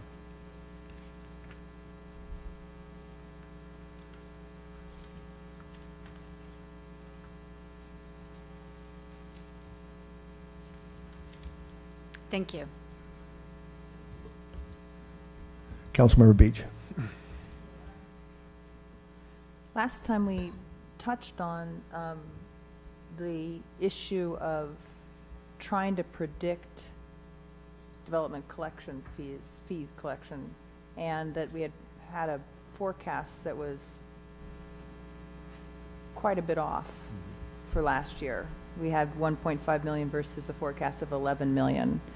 So I just don't know where we left that discussion. I didn't hear you mention that piece again, but a number of us expressed that concern of having missed that so greatly last time, again, why we would be reducing fees. Maybe we should, in other words, despite the water issue, why the formula turns the other direction when we're so uncertain about collection. Sure. So one thing to note is that there is, to a certain degree, and it's not always the case, but slower development means that the environmental impacts are also occurring at a slower rate.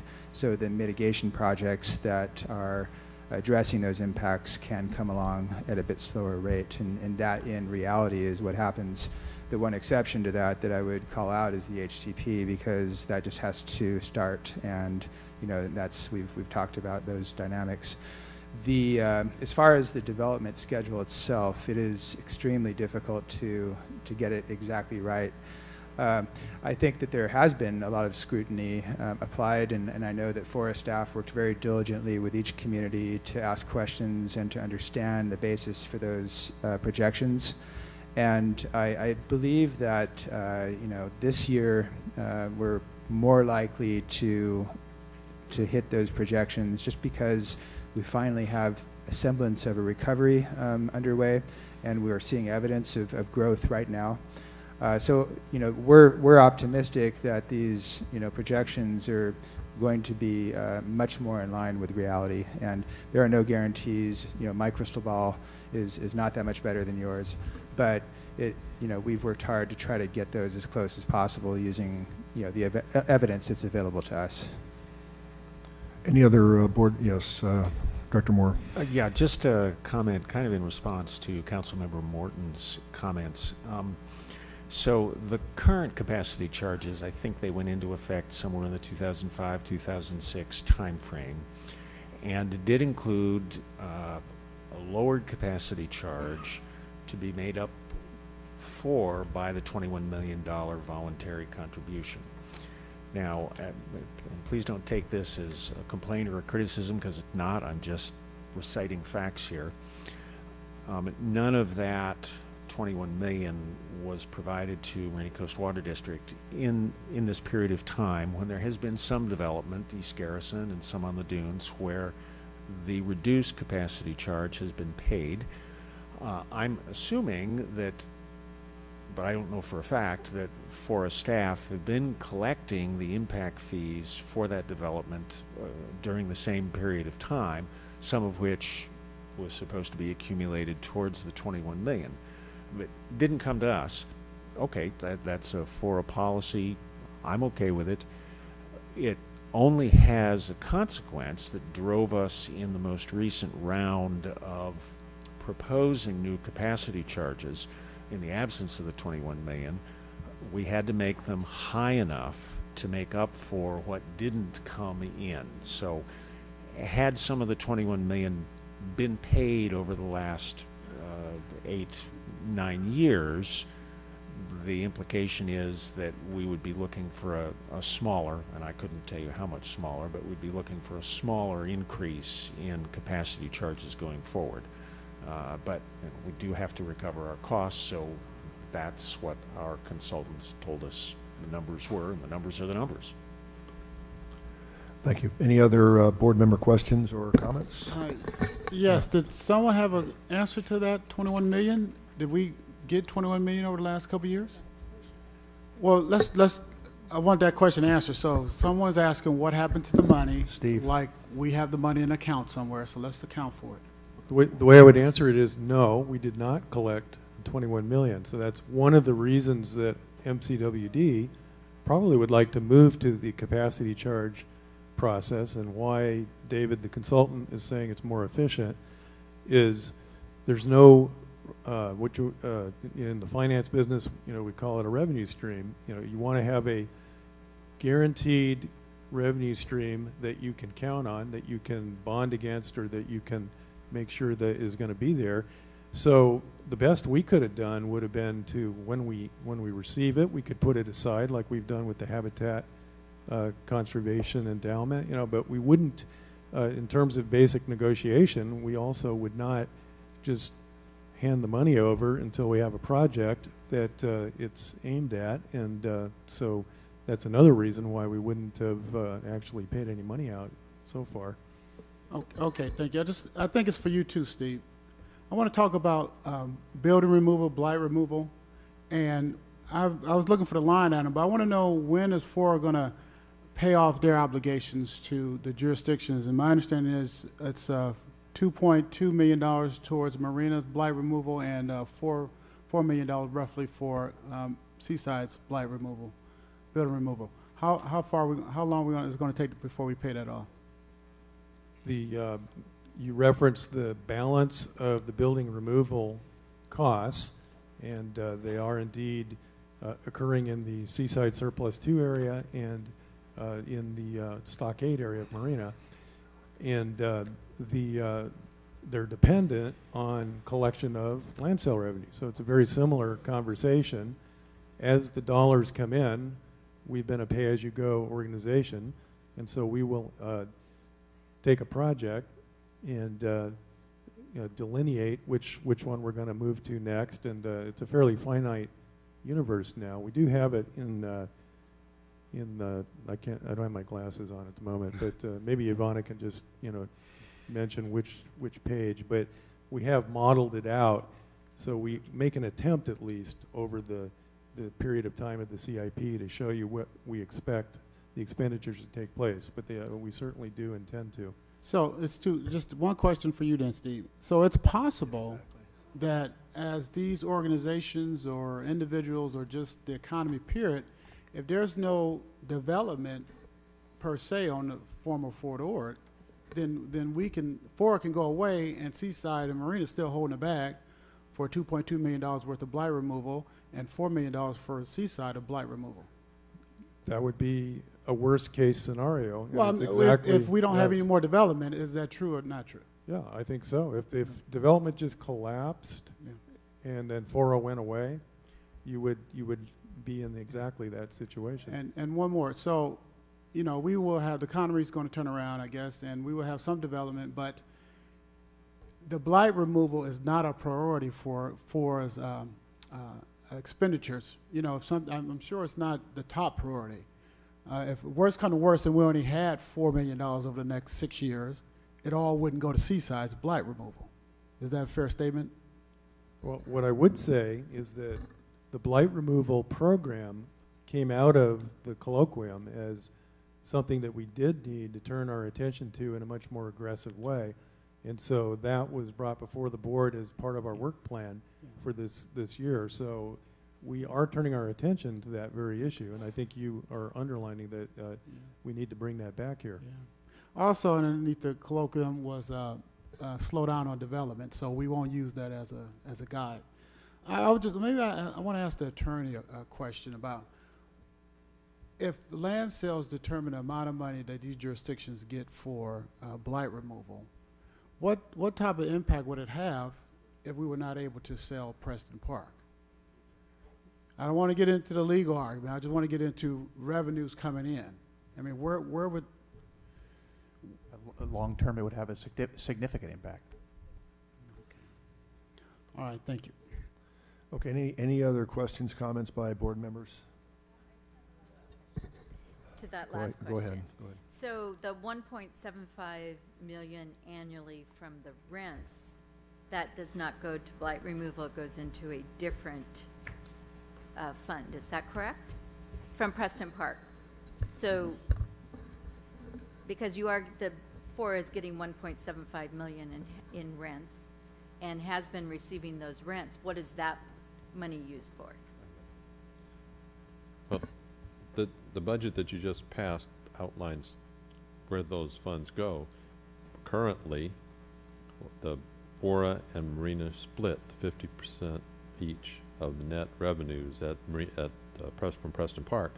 Currently, our note is about $115,000 a month, which gobbles up almost all of those lease revenues that we secure from Preston, which paid for the costs of doing building removal in Marina, the PLL policy, and the General Jim Moore Boulevard project. So we're repaying those monies that we borrowed out of Preston Park revenues. Okay, it's not a real discussion. Go ahead, Tom. We're trying to Yeah, I know you go want through to this move very forward. quickly. I just want to put on my professor hat and give you a think piece, a very short think piece going forward, which has to do with the 24 million. We built a 300-acre-foot desal plant for approximately $3 million. That was 15 years ago. That may have been around the time when the 24 million figure was identified. Well, okay, 2,400 acre-feet is about what's needed for augmentation, therefore $24 million. In the intervening time, there have been, I presume, some improvements in desalination technology which might make the capital costs less expensive. We're going to be learning over the next year or two some information about source wells as a consequence of the Callium project. So I would suggest that going forward, the board and Marina Coast ought to do a bit of a project to just revisit that number. I know the development community wants predictability, but we probably ought to take a look at that number and see whether, for the amount of augmentation water, that number needs to go down or up, down based on efficiencies or up based on other unknown costs that we now get information about. So that's not for this vote, that's not for next month, it's probably not even for the end of this year, but going forward we ought to take a look at that. Okay, seeing no other board member comment at this time, let's go out to the public. Any member of the public wishing to address either of these two items, either the CIP or the Community Facilities District Special Tax? Yes, sir. Good afternoon. Thank you, Chair Edelin and members of the board. I'm Dennis Martin, here on behalf of BIA Bay Area, and we are pleased to urge the board to support the 2014-15 CIP and associated adjustments, including the elimination of the voluntary capacity contribution that is wrapped into the MCWD CIP. I want to thank staff, and I want to thank the consultants, EPS, for their cooperation and willingness to communicate with us and to help us understand the formulaic approach even more as we go along. The approach adopted by the board and policy is working, and we do support that. We look forward to continuing to work with staff and consultants to refine the CIP over the next year and beyond. We know that there's more work to do, and BIA is willing to work side by side with staff and consultants to make sure that we've got a CIP that is accurate and is buildable. Development is ramping up. We believe that we are going to see continued growth in the next year to 2 years, and that much needed funds will flow into FORA. So we urge you to support the CIP today and provide certainty to the process of developing this great community. Thank you. Thank you, sir.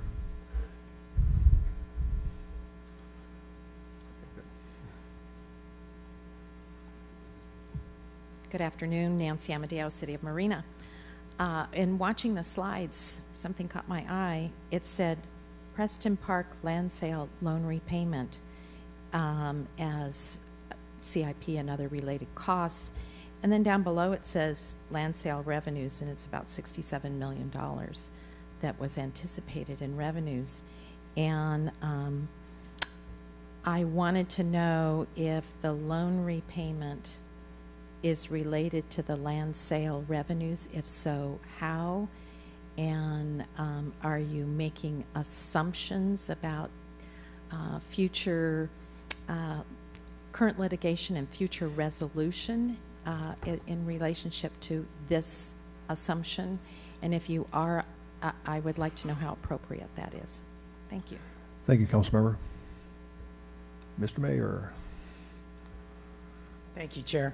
I was prompted to come up with Ian's comments and Gail's follow-up comments to his comments regarding the Preston Park significance in your CIP, the value of it.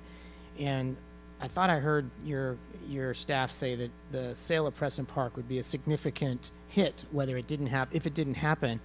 But I wanted to bring up a couple things. Your staff reports of last meeting and today talk about $180 million in CEQA mandated and non-CEQA mandated projects that you want to do. Preston Park, if it sells according to the best recent estimates, would bring you 33 million, 19 of which you've already spent. So 33 minus 19 is 14 million.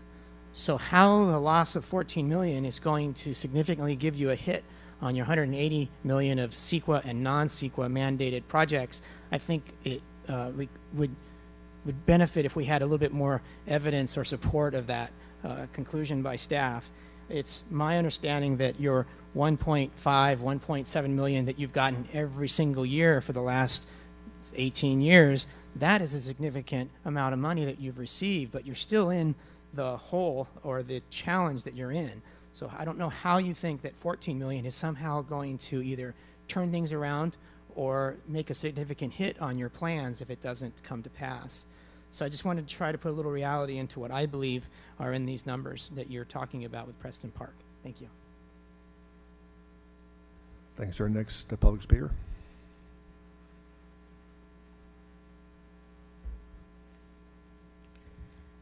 Excuse me, Jan Schreiner. I'd like to follow up on Board Member Morton's comments, in particular the Seaside Highlands. They were built at a time when there were no capacity charges. So I wonder if there were FORA fees collected and how that was distributed at one point. The other comment I'd like to make is do not support the reduction by 17%. I think it's too soon. I think if you have to do it for those properties that you have the water allocated for, but beyond that time, you're going to be needing a reserve. I don't see in these slides by Zender anything in reserve. Existing fund balance is zero. And I didn't get a chance to look at your budget, I'm sorry, but I just am concerned about the water needs and the infrastructure needs of the future. And this reduction at this time seems very short-sighted. So, thank you. Thank you, ma'am. Next public speaker, please.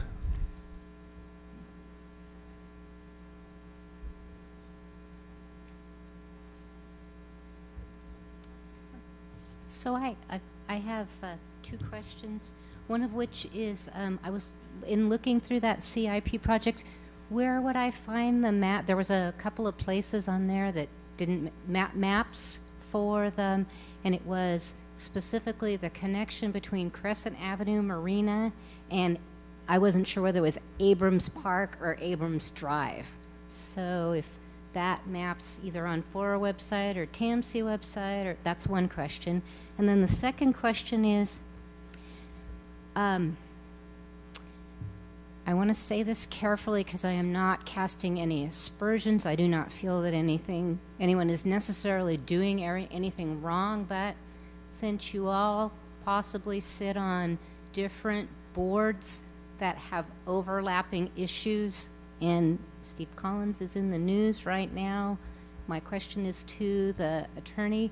When you vote on something and you have an overlapping board concern, are they required to say that they sit on two boards, or, and you can take it from there. Thank you, ma'am. Any other public speakers? Yes, sir.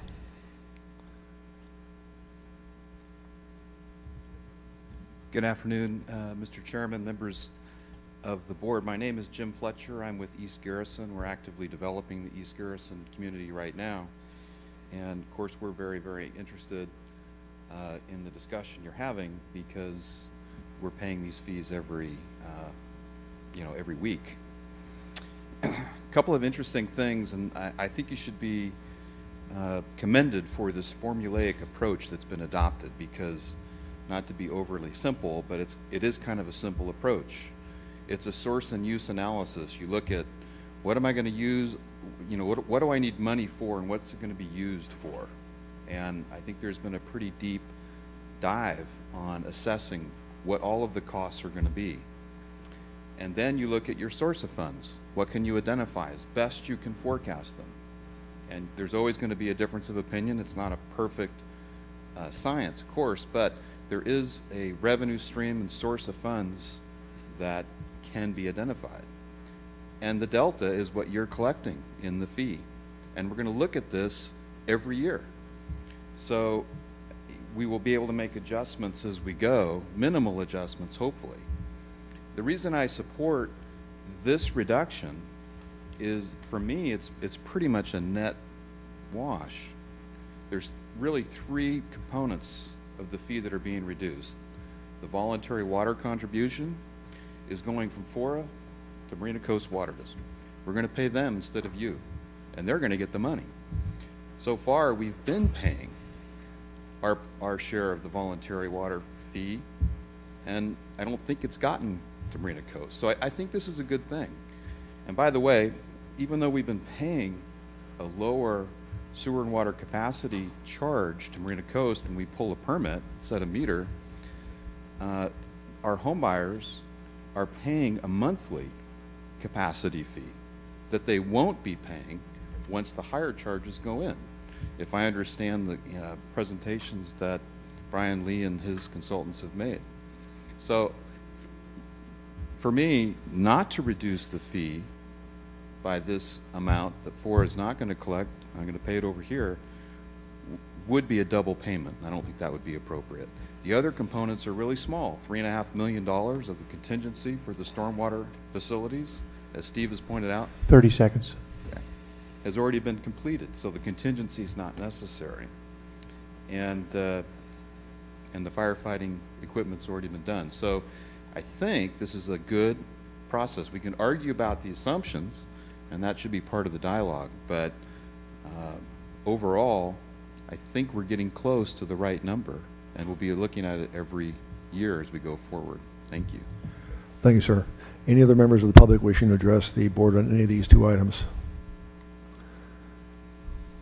Seeing as nobody is coming forward, public comment period's closed. John, or I'm sorry, Steve, do you want to answer the questions, please, that were raised by our public speakers? I can answer a couple. The ones that are related to finance, I can just do a thumbnail kind of approach, but a lease revenue stream, I was talking about revenue streams of 1.5 million a year is significant to both FORA and to Marina. And the reason that you see it show up in your line items on both the operating and the capital side is that we have to calibrate between whether or not we're going to be collecting lease revenue for a full year, or are we going to be able to sell Preston Park and realize land sale revenues and apply them to blight removal and the other aspects of the board policy. So there's a need to calibrate them, and that's why you're going to see it showing up like that. The Finance Committee took a long look at that very issue and gave us a recommendation about how to approach that, but it is a little tricky. But the basic concept is, you know, just from my standpoint as someone who's been a city manager, a municipal finance officer, a planning director, and anything else that you want to call it, netting out $14 million in order to apply it to your program is not an insignificant amount of dollars, and it goes right to some of the questions that board members have been asking us about how we're going to fund some of these costs that we have that currently have to be used as trade-offs against each other. If we were to defer dollars to pay for some future water augmentation, where does that come from? Well, it comes out of these land sale revenues that we are earmarking for blight removal. So there are a lot of trade-offs here that if you can realize $33 million that you've always been expecting, pay off a $19 million loan that is now roughly about $18 million left, you've got $15 million to do program that you didn't have. So I think it's quite significant, and that's how I would answer that question. I believe that the question about Seaside Highlands is kind of answered, but just to make it explicit, as noted in the staff report, there's no current agreement between FORA and MCWD. There's no project, so there's no mechanism to collect this voluntary contribution and actually apply it. But in the case of Seaside Highlands, the voluntary contribution had not actually been included in the budget at that point when they paid their fees. So those are the two that I can answer. I know that there were a couple for legal that, and you can call me back up if you. Yeah, thank you, Steve. Our authority counsel, John Giffen, will answer the remaining questions. Yes, as authority counsel, I do provide legal advice to the board. I do not provide legal advice to each of you individually, and that would, I really would defer on giving any opinion to any individual member. You all know what board you sit on, and the Fair Political Practices Act governs to some degree, and there are other conflict of interest provisions out there that govern your behavior. as part of the authority, as my role as authority counsel is not to advise you on conflicts of interest. Thank you, John. Okay, to make this manageable, we have a two-part recommendation. The first has to do with the CIP, second has to do with the Community Facilities District special tax. We'll start off with the CIP. Any further discussion or to entertain a motion, please?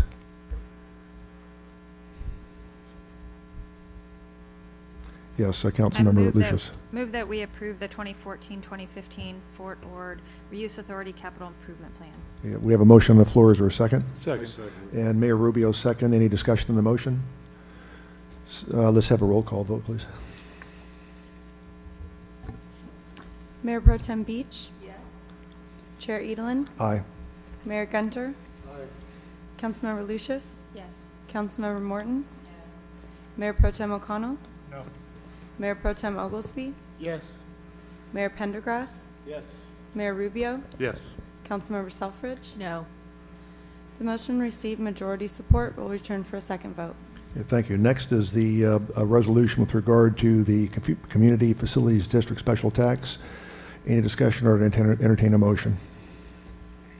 I move that we approve a resolution to implement a Community Facilities District Special Tax and Base-wide Development Fee Adjustment. Motion made by Councilmember Lucius. Second it. Second by Mayor Gunter. Any discussion on the motion? Seeing none, let's have a roll call vote, please. Mayor Pro Tem Beach? Yes. Chair Edelin? Aye. Mayor Gunter? Aye. Councilmember Lucius? Yes. Councilmember Morton? No. Mayor Pro Tem O'Connell? No. Mayor Pro Tem Oglesby? Yes. Mayor Pendergrass? Yes. Mayor Rubio? Yes.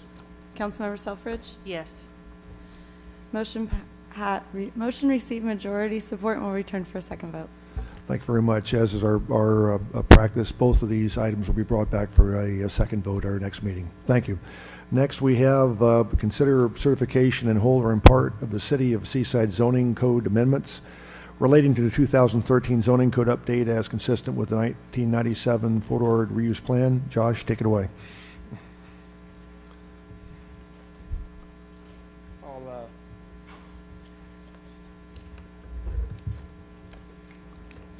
Okay, thank you, Chair Edelin, members of the board. I'm presenting here our consistency determination for the City of Seaside's 2013 zoning code and text amendment. Okay.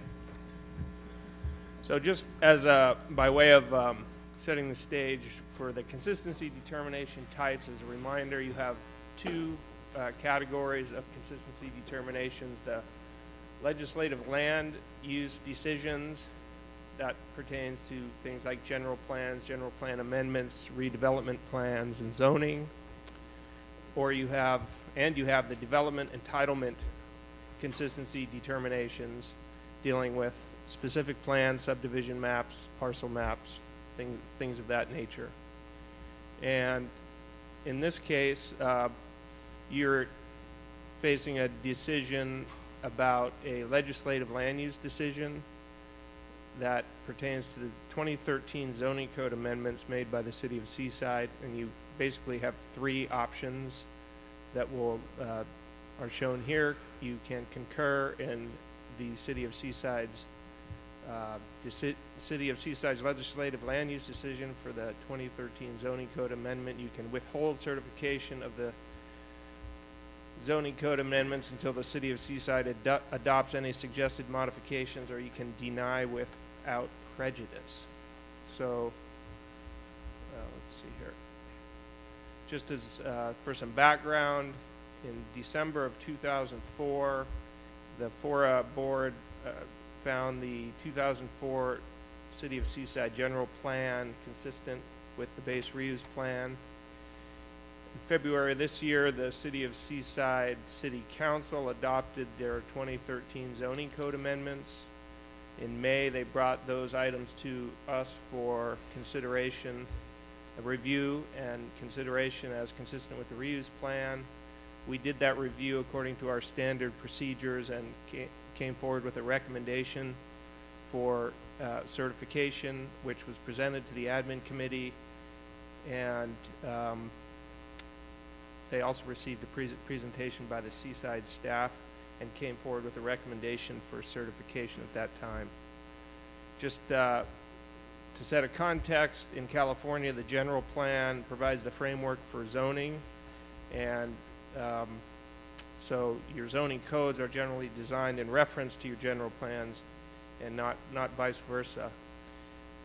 You all recently received some comments from Ms. Haynes yesterday regarding items in the 2012 reassessment report, which we call Category 3.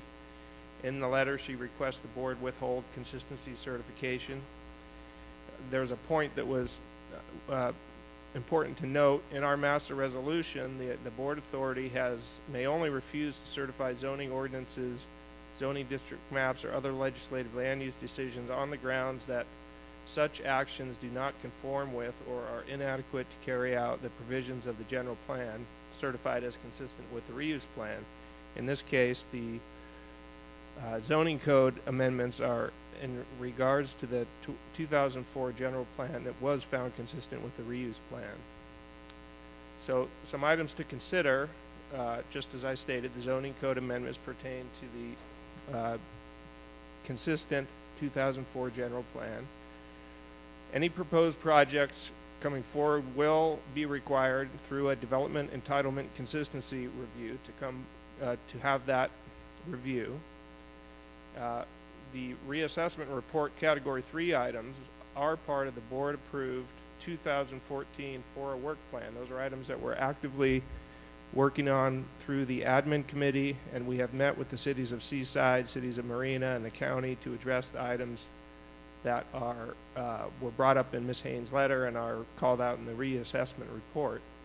And during our meeting with the city of Seaside, they talked about addressing those items during their general plan update, which is currently getting underway. So I'm going to hand it over to Rick Medina from the city of Seaside to provide any additional background on this item.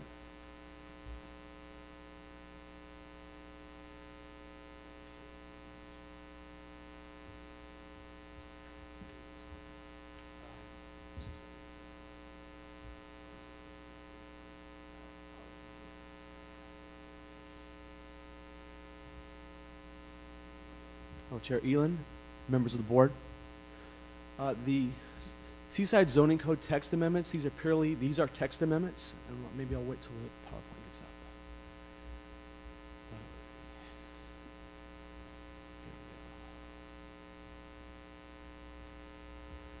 up. So to begin, in accordance with the FORA reuse plan, we are bringing this forward for consistency determination by the FORA reuse board concerning our text amendments to Title 17 of our Seaside Zoning Code. As background, as Josh indicated, the general plan was adopted or update was in 2004. We then had a comprehensive zoning code update to be consistent with our general plan and matching the same land use and land use definitions of our general plan. Then, as a part of that process, we were directed within 5 years to come back and reevaluate our zoning code. And we did that beginning in 2010, and it culminated with the Planning Commission reviewing our zoning code updates, which we brought forward in December of 2013, and to the City Council for the adoption in February of 2014. To make note, there were probably about 10 public workshops which we had with our Planning Commission and public in that process. The text amendments are purely housekeeping, and they're intended to fix existing procedures, issues, standard zoning regulations in order to streamline the city's development review process and provide our citizens a more usable document. No changes have been made to the general plan land use or zoning map or any of the land use categories within the general plan or the zoning code itself. All land uses adopted in the general plan are consistent with the same zoning designations and land use designations in the general plan. Just as a brief kind of overview of what are the housekeeping items we looked at. First element is minor changes to clarify how existing regulation would be implemented, and these would be typical of residential decks. We have residential and commercial fence standards, temporary signs, limited term permits such as these would be fundraisers, parking lot sale, a special event for a nonprofit organization. And we also looked at food truck locations, and including this, we looked at outdoor dining for existing commercial businesses. The second item to cover is updates to the type of uses that would be permitted or require a use permit. Certain aspects that we did look at and we added into our zoning categories would be caretaker units, cemeteries, which had previously been the code, but we now have them back consistent with the general plan, hotel, motel in a mixed-use zone, public dance, entertainment. There was a multifamily housing, which we added to a mixed-use zone to provide more diversification of our housing needs. We did not have live-work units called out in the code, and we felt it's important in sustainability of what's going moving forward that we added live-work units. Concept that's kind of picking up statewide, and I think the nation, is a brewery with a restaurant. We have concerns on smoke shops, so we could put prohibitions related to smoke shops. And we wanted to make it more available to provide the flexibility and specialized education and training facilities. The last aspect I want to cover is adding development standards to enhance image and appearance of the community. We had sidewalk use and connectivity chapter added to our code. We updated our landscape standards for commercial development. We specifically provided design and locational issues for wind turbine standards. We provided our thresholds, clarified them for when design review applications need to come forward. There's outdoor storage and screening and trash enclosures. So clearly these are all housekeeping in which helps us to continue on a day-to-day basis, work with our applicants as well as health and safety of our citizens. Want to iterate that the amendments do not change any land use category of the general plan or zoning code. Secondly, the amendments do not result in any intensification of land use occurring with what was consistent with the 2004 general plan, and that all future development will be required to comply with policies and regulations of the Seaside General Plan, the Base Use Plan, and any applicable regional agency. And that was evidence of the project we recently brought before the board for the consistency determination of the youth hostel that's located within the east end of our Surplus 2 area of the city of Seaside. This is the zoning map, which is currently matching the exact designations as our general plan. I don't have this. Is this on the pointer, Josh? No. What we can see, there's a division where Military Avenue, where that green area is, which is our Seaside Golf Course area. You can see the division of that area going to the south is Seaside proper, where the bulk of these amendments are intended to help us regulate and monitor on a daily basis. And the areas to the north of that division of military, those are all the Fort Orta areas. And again, there's no changes to any of these designations on the zoning map. The city Seaside, with respect to our general plan, we do want to comment that the city will initiate an update in of the 2004 general plan in the summer of 2014. And that secondly, policies and programs identified in the base use plan reassessment would be reviewed in conjunction with this general plan update process. That concludes staff's presentation. Is there any questions of staff at this time? Any questions by board members? Yes, Councilmember Beach. I might as well just start this going because I just received Jane Haynes's letter. I don't know if anyone has, if you, as the staff, has gotten a chance to look at it. But this is a very similar, just so there are no surprises, this is a similar question that I asked about when we had the county come here and ask for a consistency determination recently. Is there anything that you disagree with and can, with evidence that is claimed here? And if there are things that you do agree with, could they be added to as a clerical change to your proposal so far? City staff finds that our amendments these are our general housekeeping items in terms of processing applications and development permits. There's no development permits associated with this project. Many of the comments that are outlined in the letter, we find are general plan related in terms of the policies and implementation of the map and change of the land use map on our general plan. So we were finding that we're moving forward based on the consistency of the 2004 general plan map and doing our text amendments to the code. Okay, I'll sit back and listen for a while. Okay, any other questions or comments by members of the board? Mayor Pro Tem Oglesby. I thought it was a good presentation. And I think a lot of people are assuming that this applies to a project, which it doesn't. And staff needs to remain clear about these are just technical changes and squaring it up. And we will be updating our general plan starting soon, here in 2014. So I think people are looking for stuff that's not there. Okay. Other questions, comments by board members? Saying none, yes. I'm sorry, Mayor Rubio. Yeah, I'd just like to reiterate what was said in the beginning by our staff here at FORA, that this isn't changing the general plan, that the zoning amendments and zoning code follows the general plan. The general plan is a document that has already been certified as consistent by this board. These administrative changes, these text changes, do not change the general plan, and there's no changes in the land use designations or the ability to review the follow-on development. Any development that comes through the general plan will have to come here for a development consistency determination as well. So there's no shortcutting of any process for the FORA board in this regard. Any other board member comments?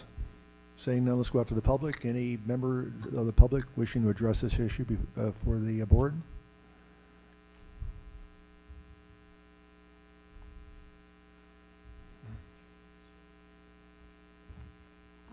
I'm Jane Haynes. Excuse me one second, Jane, just to make this formal. This is a public hearing, so the public hearing is now open. Go ahead. I'm Jane Haynes. At 8 o'clock yesterday morning, I emailed to each board member, or I emailed to the board my comment letter. And I pointed out that the 2012 reassessment report points out a lot of inconsistencies between Seaside Zoning Code and the base reuse plan. I want to point out to you what your resolution says. It's not the same thing you've been hearing just now from staff. Your resolution, if you passed it today, says, the board finds that the Seaside General Plan zoning text amendments related to the 2013 zoning code update are consistent with the Fort Ord reuse plan. That is not saying consistent with the Seaside General Plan. That's saying consistent with the Fort Ord reuse plan. And the letter I sent you cited your own consultant's opinion that it's not consistent. So I want to say that. I also want to say that the materials that were provided to look at this for review, for public review, did not include those zoning code text amendments. I requested those from Seaside on Wednesday. I sent my letter before I even got to see the item that's on your agenda. I received it yesterday afternoon. And so there's no way, and I asked staff for it. I sent FORA staff, I sent Seaside staff a request for the text amendments on Wednesday. I didn't even see them until yesterday afternoon. So how can you make a finding that this is consistent when you haven't even seen one of the documents that we're talking about? So those are my comments. Thank you. Thank you, ma'am.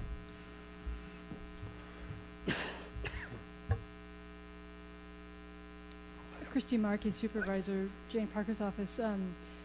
Seaside staff have done a really great job on the zoning code. I know they went through a lot of procedures with the Planning Commission and public hearings, and they made a lot of great changes for the city. So this is no reflection at all on that work that was done.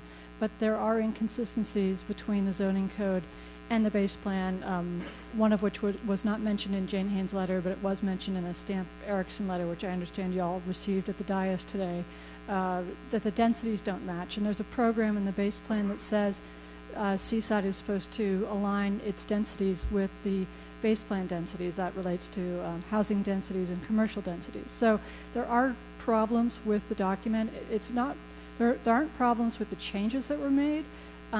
These problems predate those changes, but they do need to be addressed by this board in some fashion. Thank you. Thank you, ma'am. Any other public comment?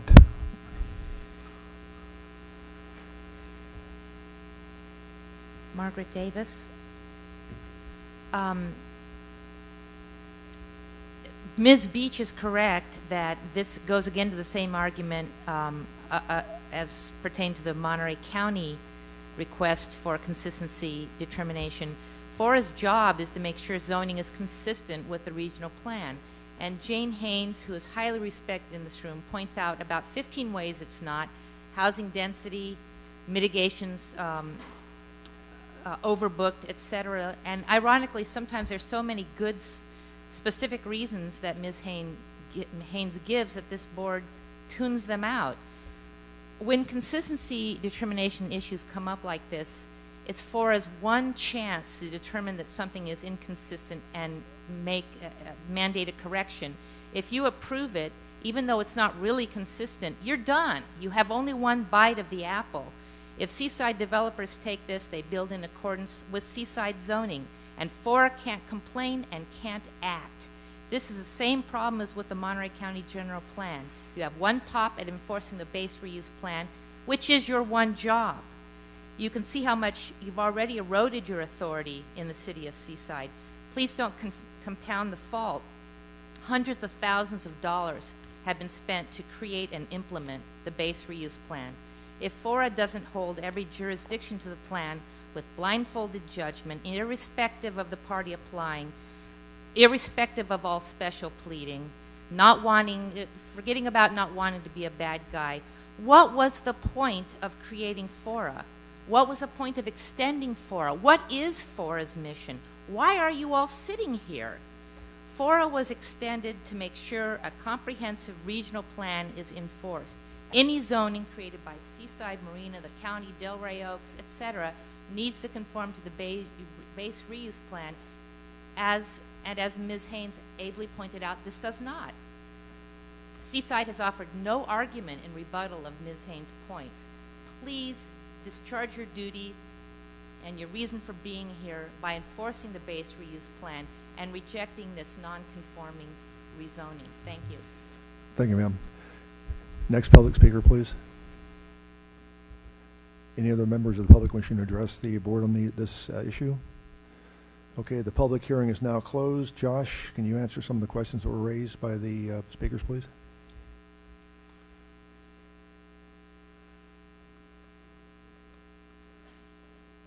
What were the questions? I didn't get the questions. Go ahead. First item is inconsistency between the base reuse plan and the documents that were presented.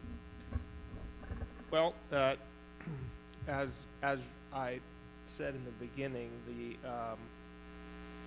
issue at hand, the way we were interpreting the master resolution, is that the zoning code amendments pertain to the general plan that's been deemed consistent with the base reuse plan earlier. So while the points that Jane does make are valid, the decision about the timing, when to actually have those changes be made, is at hand. And so what we were putting forth is that since the reassessment items are part of our ongoing workflow through the admin committee and in working with the Seaside City staff, that that should be sufficient to ensure that they're going to be incorporated into the general plan update that will then come back before you to be reviewed and for another legislative land use consistency determination.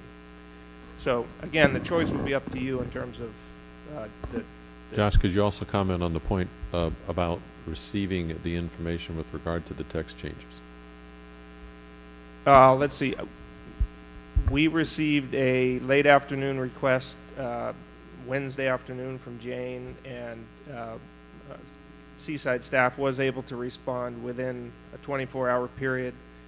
You know, being staff here at FORA, we go out of our way to respond in a very timely way to all requests that we get, and I'm sure the same is for the city of Seaside. There's also oftentimes many things that we all do during the day, and so the particulars of how long it took staff to work through that workload and get back to Jane, you know, is what it is. But I think receiving comments on a late afternoon on one day and getting them back by afternoon the next day seems like a reasonable time frame to me. Okay, thank you, Josh. Back to the board. Any last minute comments or to entertain a motion, please? Okay, Councilmember Lucius. I have a question. One of the members of the public made the comment that this is like our one chance to kind of get this right. And because I'm new on FORA, so I don't really know how these things work, but is that true that we just have one shot at this? Or is it possible that we could, one of the attachments that was available to us in the packet was the consistency determination worksheet. And on that worksheet, it listed a number of items that were deemed complete and a number of items deemed ongoing and a number of items deemed incomplete.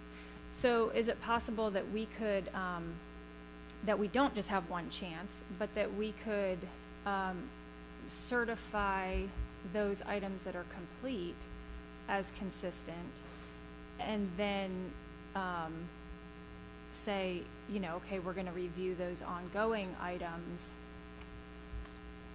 at a later date? Is that procedurally possible, or is this just a one-shot, one-chance thing?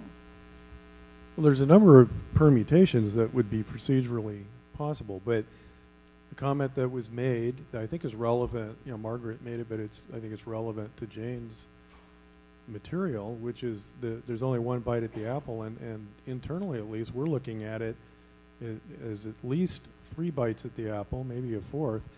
It's kind of depending on what apple you're attempting to bite, but the way it works is, as Josh was pointing out, is the general plan is the key document, and that's what's going to set the densities and all the other policies and elements that stem from. And the City of Seaside is currently in the process of redoing their general plan. So that is going to come forward, has to come forward to the Fort Ord Reuse Authority.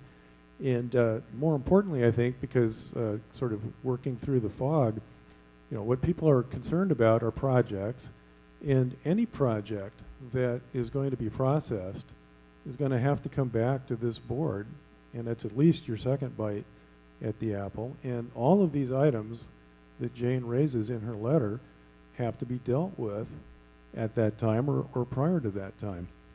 So that element, I think, is the key one. You know, zoning would be maybe the 3rd bite at the apple, but nobody is saying, as far as I can interpret, that there's anything wrong with the City of Seaside doing a cleanup of their zoning code for their citywide program.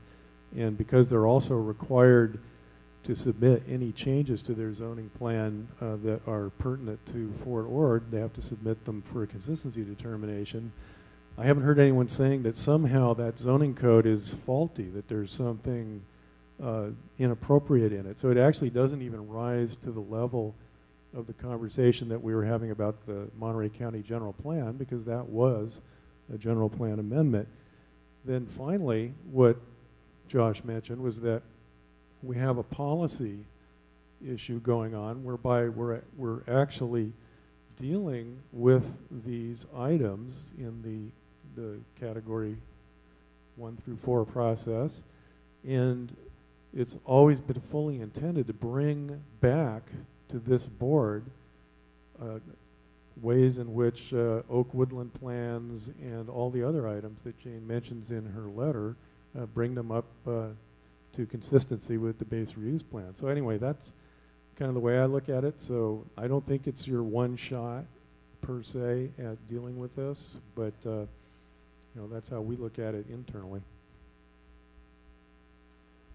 Yes, Mayor Rubio. You know, it is not the last bite at the apple. This is cleanup language. I heard Ms. Haynes say she didn't have any problem with the language. What I heard was that there are elements that you feel don't match the base reuse plan. But the general plan has been certified. That's been done. That was several years ago. This is just amendments to the language. It doesn't change any of the land use. It doesn't change densities. It doesn't change any of the application or implementation of that general plan. What it does, it clarifies and causes an ease of use by the general public to use that document. We are beginning the general plan update this summer, and that will come back to this body for final determination of consistency on that plan.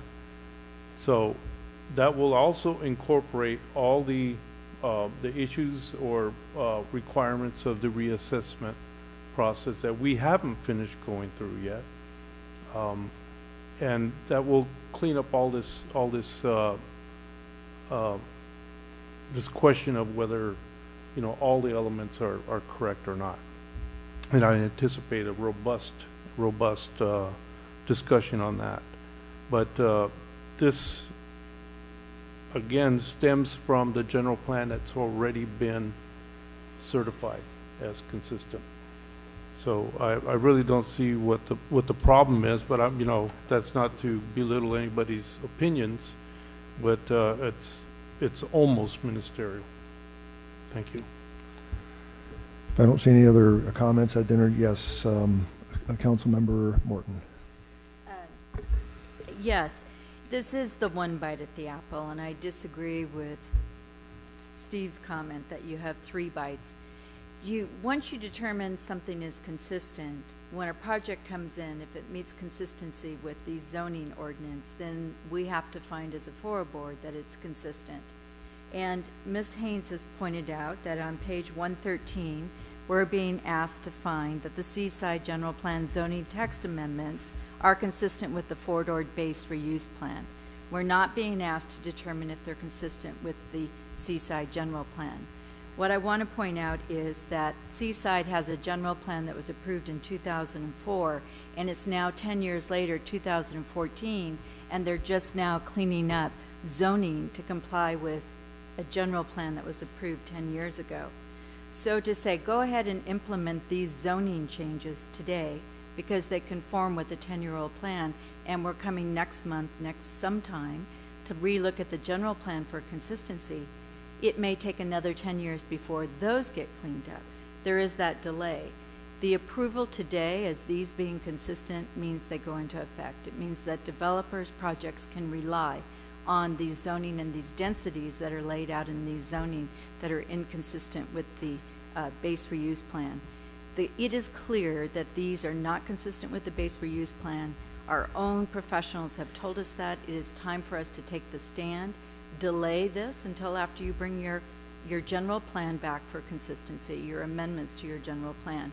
The point is, now is the time for the FORA board to stand up and do our job, and it is not to say that this plan cannot come back. So you deny without prejudice, they make the corrections that make it consistent with the base reuse plan, and then it comes back for us again. So that's in response to Ms. Lucia's, how do you not reject the entire thing? We're only addressing what happens on Forward Ord by remanding it back for them to make the cleanups. Thank you. Okay, before we go further, we're at the 3.5-hour limit for our meeting. I need a motion, a second, and we have to have a vote to extend this meeting.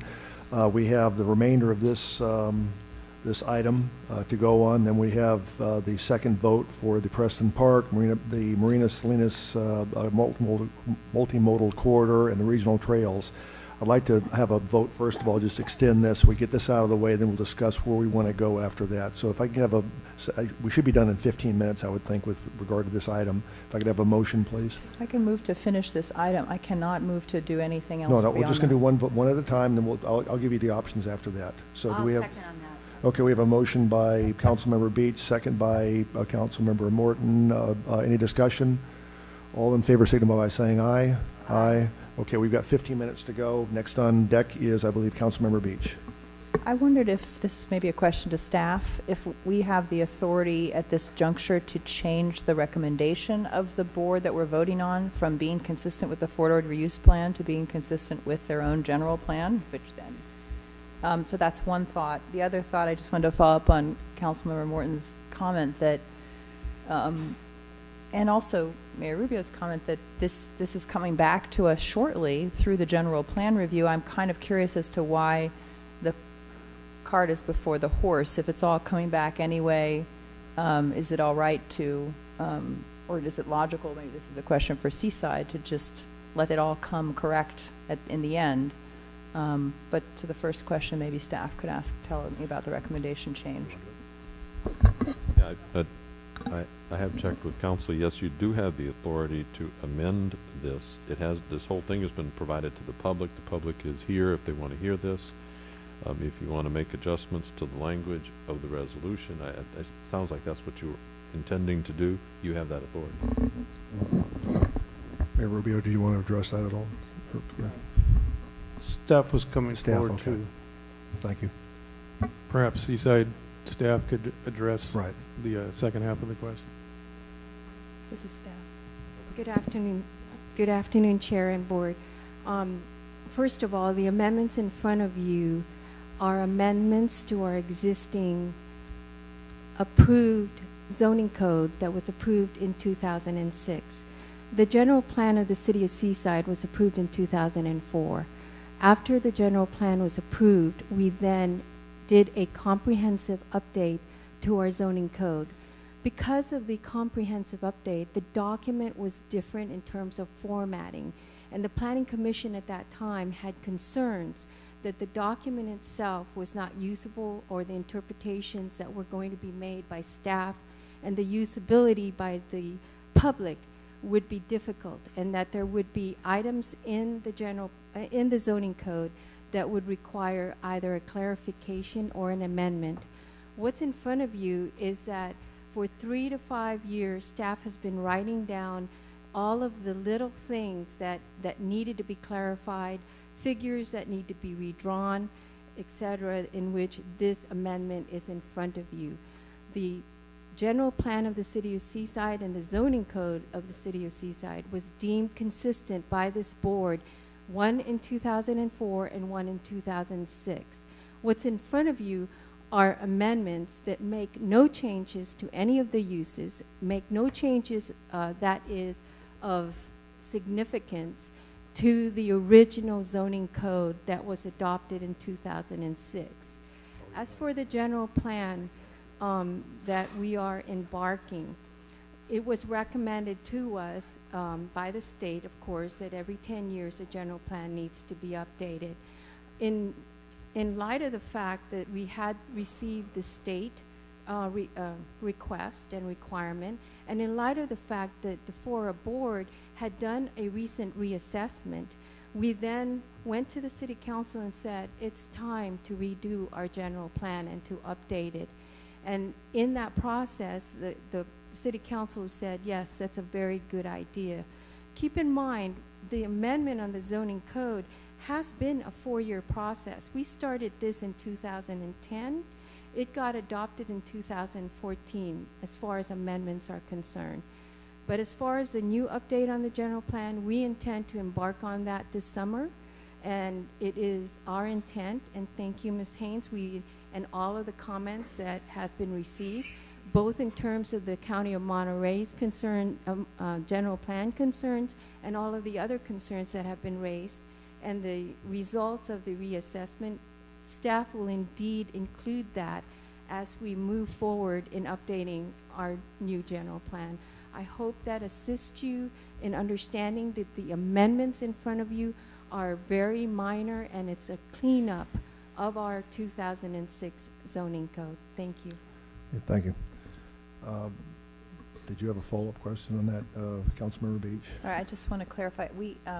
We're in a very tough position, I think, because of what our own consultants told us about the inconsistencies. And unless the staff can enlighten me as to why that is wrong, I mean, it's one thing for a 10-year-old plan to get approved by people other than the folks sitting here. Maybe some are the same.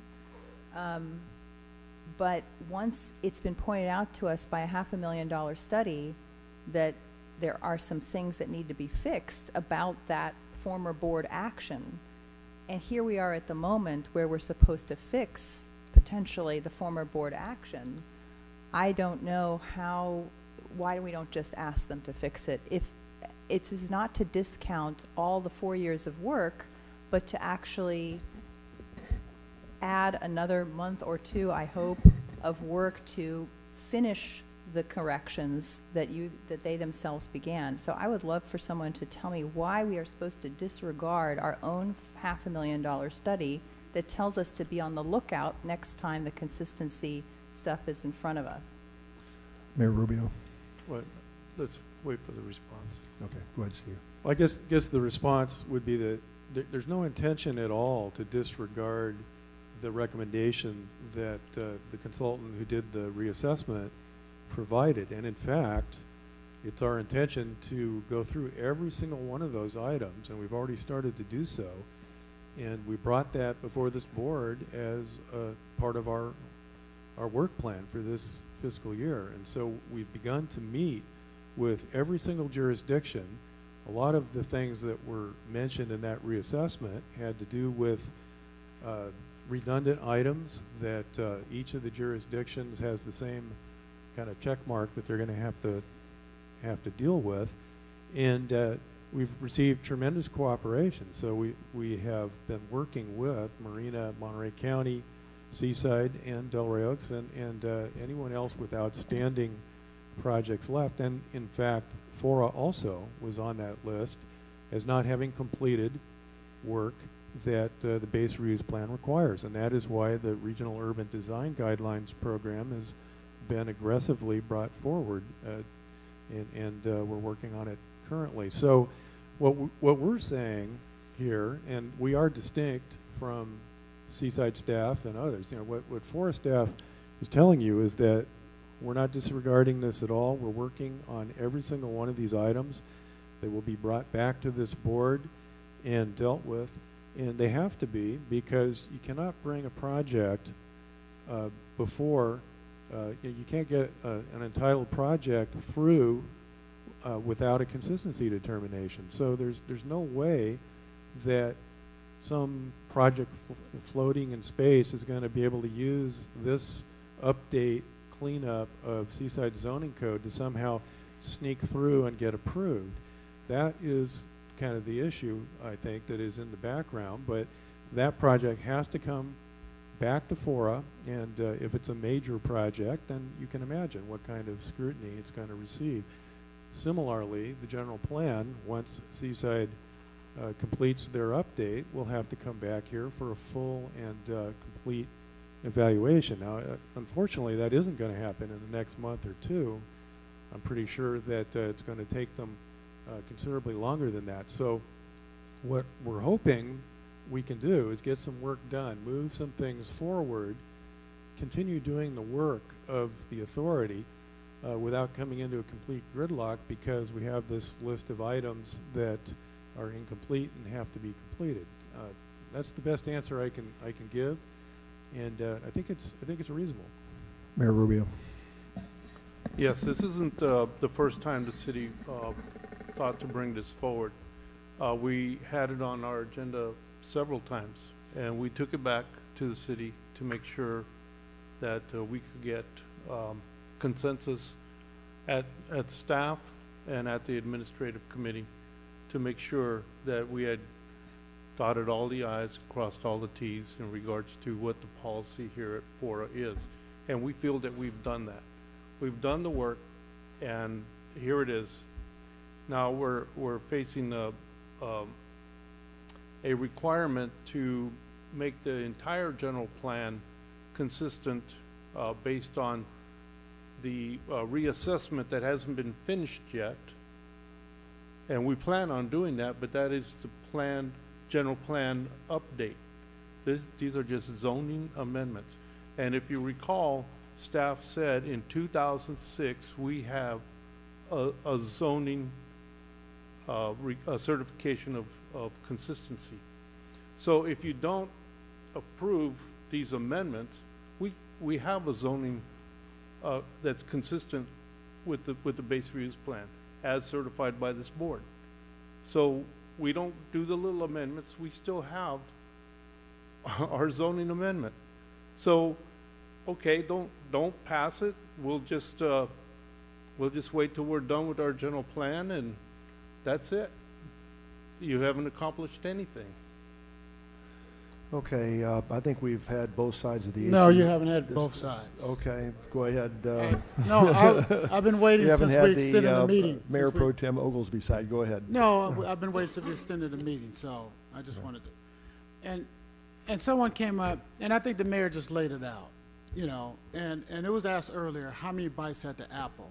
And people were literally, they were really just ingenuous with their answer to you. Steve gave it to you, he said about 4 bites. Today, the general plan has to come back, any project has to come back at each, and that's, and really I'm a ramble on because I'm a little upset at the way this thing is going. Because it's like what staff just did. You guys finally came around to just telling it like it is. It's some type of phantom issue project in the background that people are trying to get at. And staff need to stand up for their own recommendations and quit stepping back every time somebody pushes them a little forward. You're FORA staff, you need to stand up for what's going on in FORA. You even have board members now asking FORA staff to come together with people in the private sector and get their buy into before it comes back to the board. I have a lot of respect for Ms. Jane Haynes and anybody else that's out there. But when I have members of the board I sit on say our staff don't know nothing, they don't know what they're doing, they don't have no recommendation, let them get with the outside experts, then I have issues with that. I just heard a talking point. Oh, we spent $500,000 on that reassessment plan. We spent $500,000 because the people that didn't want growth asked us to go back out 3 or 4 times, and we added about $200,000 to that plan. And we still are short. We're talking about cleanup language in our ordinance. FORA has a subcommittee to do the same thing for FORA's issue. But nobody has a problem with that. So my point is, this does not stop or approve, well, this does not approve any future development on the former Fort Order. All it does is clean up language with the ordinance. And I think Mayor Rubio had it right where if this is just, it goes down because you guys see some issue out there. And what I really come up to is, it seems to me that people in the public is trying to go through FORA to get at Seaside's general plan. They're trying to tell us how to write the general plan. And it's just a small amount of Fort Ord land in Seaside. And if you guys cannot come together to work together, then it's going to be 2020 pretty soon here. It's going to be 2020. And I'm just going to end by when someone said, well, what are we here for? Well, how much land have we already protected? How much land is already going towards educational development? How much land you guys focus on being developed? If you're here for your true goal, then tell me about the 3rd E, economic development. But I hear you listening to people that want to slow down development. And I think the staff already admitted that we were going to do some of them updates, do some of the inconsistencies in our general plan. I don't know why you guys can't allow us to do that. How is approving that today mean we don't have to implement those inconsistencies in our general plan coming forward that has come back to the FORA board? But that's the argument it turned into. And I'm sorry that it took that route. And we just move forward. FORA board, each individual member can vote the way they want to vote, and then we'll just move on. So I'll end with that, and I respect all the members, and they're fighting for what they believe in, and so I encourage them to do that. Okay, I need a motion either with regard to the consistency determination here or to extend the meeting another 3 or 4 hours. I move approval of the consistency determination. We have a motion by Mayor as Rubio. recommended by staff And we and have the admin. and we have a second by Mayor Gunter. Any discussion on the motion? Okay, let's have a roll call vote. Mayor Pro Tem Beach. No? Chair Edelin. Aye. Mayor Gunter. Councilmember Lucius. Councilmember Morton. Mayor Pro Tem O'Connell. Yes. Mayor Pro Tem Oglesby. Yes. Mayor Pendergrass. Yes. Mayor Rubio. Yes. Councilmember Selfridge. No. Motion received majority support and will return for a second vote. Thank you very much. We will have a second vote on this. Now, we've got a decision to make.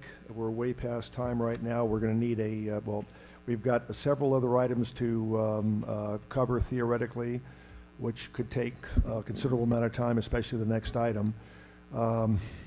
We have a choice of either plowing on and doing it now with the appropriate votes of extending for an hour, probably more than that, or we're looking at the staff calendar and the calendar of a lot of the folks here. And next Thursday at 2 o'clock or 1400 hours, that's June 20th, we have a block of time. I could reschedule a special meeting where we could go and we could adjourn to that time and then reconvene at Thursday on June 20th. But now, no matter what happens, we do have to allow for public comment this time by law. So I'd hope that most of the board members can stay for the public comment period. It's only fair for the public spending all this time here. Thursday, 2 o'clock. I'm sorry, 19th, when Mickey's big hand's on the 12, and I'm still learning that. Okay? I can't make that. Okay, I'll need a motion for this. I move that we continue until Thursday, the 19th at 2 o'clock. Okay, do I have a second? Okay, we have a motion, second. Any further discussion? On the question, I won't be able to make that, so. I won't be able to make it. Yeah, I can't make it either. Who picked that day?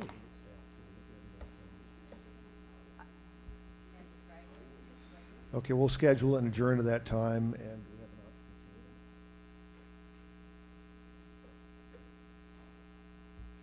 okay, the approved solution is we are going to schedule a special meeting. The staff will get with each one of the board members to find the most opportune time in the shortest period of time possible, and we'll reschedule it then. Okay? You need a motion on that? Okay. There's a motion, second on the floor. That's a friendly amendment to the motion. Would that be accepted? Yes. Can I make the friendly amendment? I guess I cannot. I can as chair? Okay. All in favor signal by saying aye. Aye. Anybody opposed? Wow. Thank you very much. The Lord take, no, never mind. Okay, next we have is public comment period. Please, if you can stay for the public comment period, please stay. We deserve it. And I apologize for those individuals that stayed for all this long period of time expecting their items to be discussed. It's better to do it properly than to continue to move on. Yes, ma'am. Thank you. Margaret Davis. Items not on the agenda, please. I apologize for having a comment. No, not at all. I noticed that FORA staff over the years that I've been watching have made it a practice to use the opportunity to answer questions to restate, massage, persuade, reframe, slip and slide, and use it as another opportunity to make their argument. I would just ask the chair to ask staff to keep it succinct and to the point, to present data, and not to try to persuade. Thank you. Thank you very much. Next speaker, please. Good afternoon. Very briefly, last meeting there was a comment made that jurisdictions need to do their share, need to do what they're required to do as far as supporting the reuse of Fort Ord. And I wanted to point out that your staff list of transactions to date, land transactions to date, they total 68 million. 65 million of those 68 million came from Marina. The next closest jurisdiction is Monterey County at 3 million. And so that doesn't even count the 20 million that has been given to Fort Ord Reuse Authority through the Preston Park revenue, lease revenue over the last many years. So that means that $85 million has come to you, FORA, through marina land real estate assets, far outdistancing the next nearest jurisdiction. So I just wanted to point out that marina is doing far more than its share, especially when you consider we are the poorest jurisdiction nearby. And so on the backs of our citizens, our land assets are being sucked into the team effort of reuse of Fort Ord. And we don't have a problem with that until you start to bully and demand that a piece of property be sold from underneath us over our objections after you hoodwinked us into a loan that we never agreed to and didn't even tell us you did it until 4 months after negotiating with us as if it hadn't been done. And now you're in the position of what to do to repay back that loan. And so you're in a hurry to take another $33 million out of our city's land real estate values so that we no longer would have 352 homes that are affordable to residents as they have been, and that you would no longer have $1.75 million in revenue per year, and we would no longer have $1.75 million in revenue per year. And that net $14 million you heard about earlier, that's because you're going to sell Preston Park. If you do it, you wouldn't get the next 5 years until 2020 of $1.75 million. That's about $10 million. So you're not netting $14 million, you're netting $4 million if you force the sale of Preston Park. But I just wanted to point out that Marina has done far more than anyone else, more than our fair share, to reuse and play team on the basis, the reuse of former Fort Ord. Thank you. Thank you, Mr. Mayor. Any other members of the public wishing to address the board on any item not on the agenda?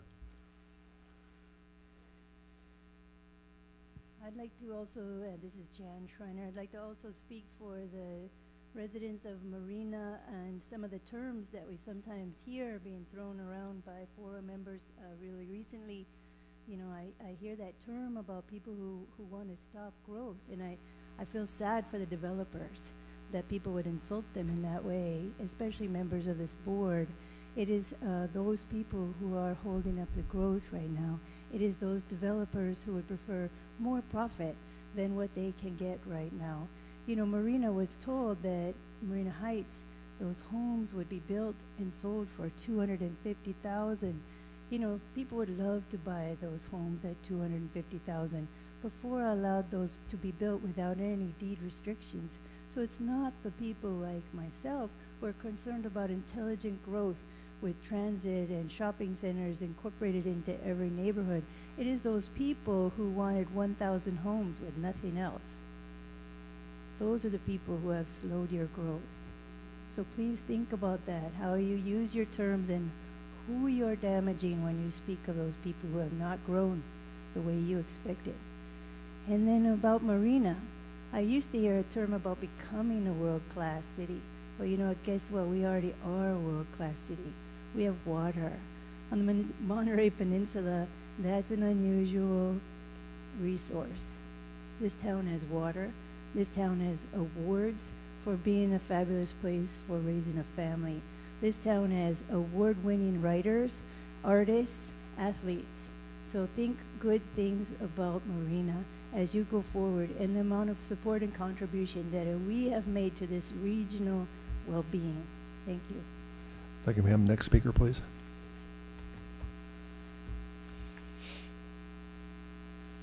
Denise Turley, and I might shock a lot of you by saying I am not going to talk about the sale of Preston Park. I'd talk rather about water and FORA's responsibility since we are not yet annexed.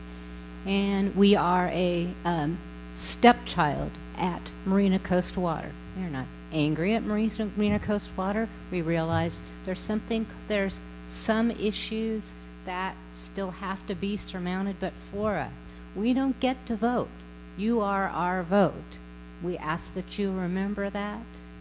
Secondarily, I would like to comment about the Tampsey thing is coming back. The Tampsey thing is coming back. I will hold my comment till then in brevity. Thank you. Thank you, ma'am. Any other member of the public wishing to address the board? Saying none, public comment period is closed. Let's see what else we have. Any items from members? Saying none, thank you very much. Your dedication and hard work is very much appreciated. Go out and enjoy the Friday the 13th and observe the full moon tonight.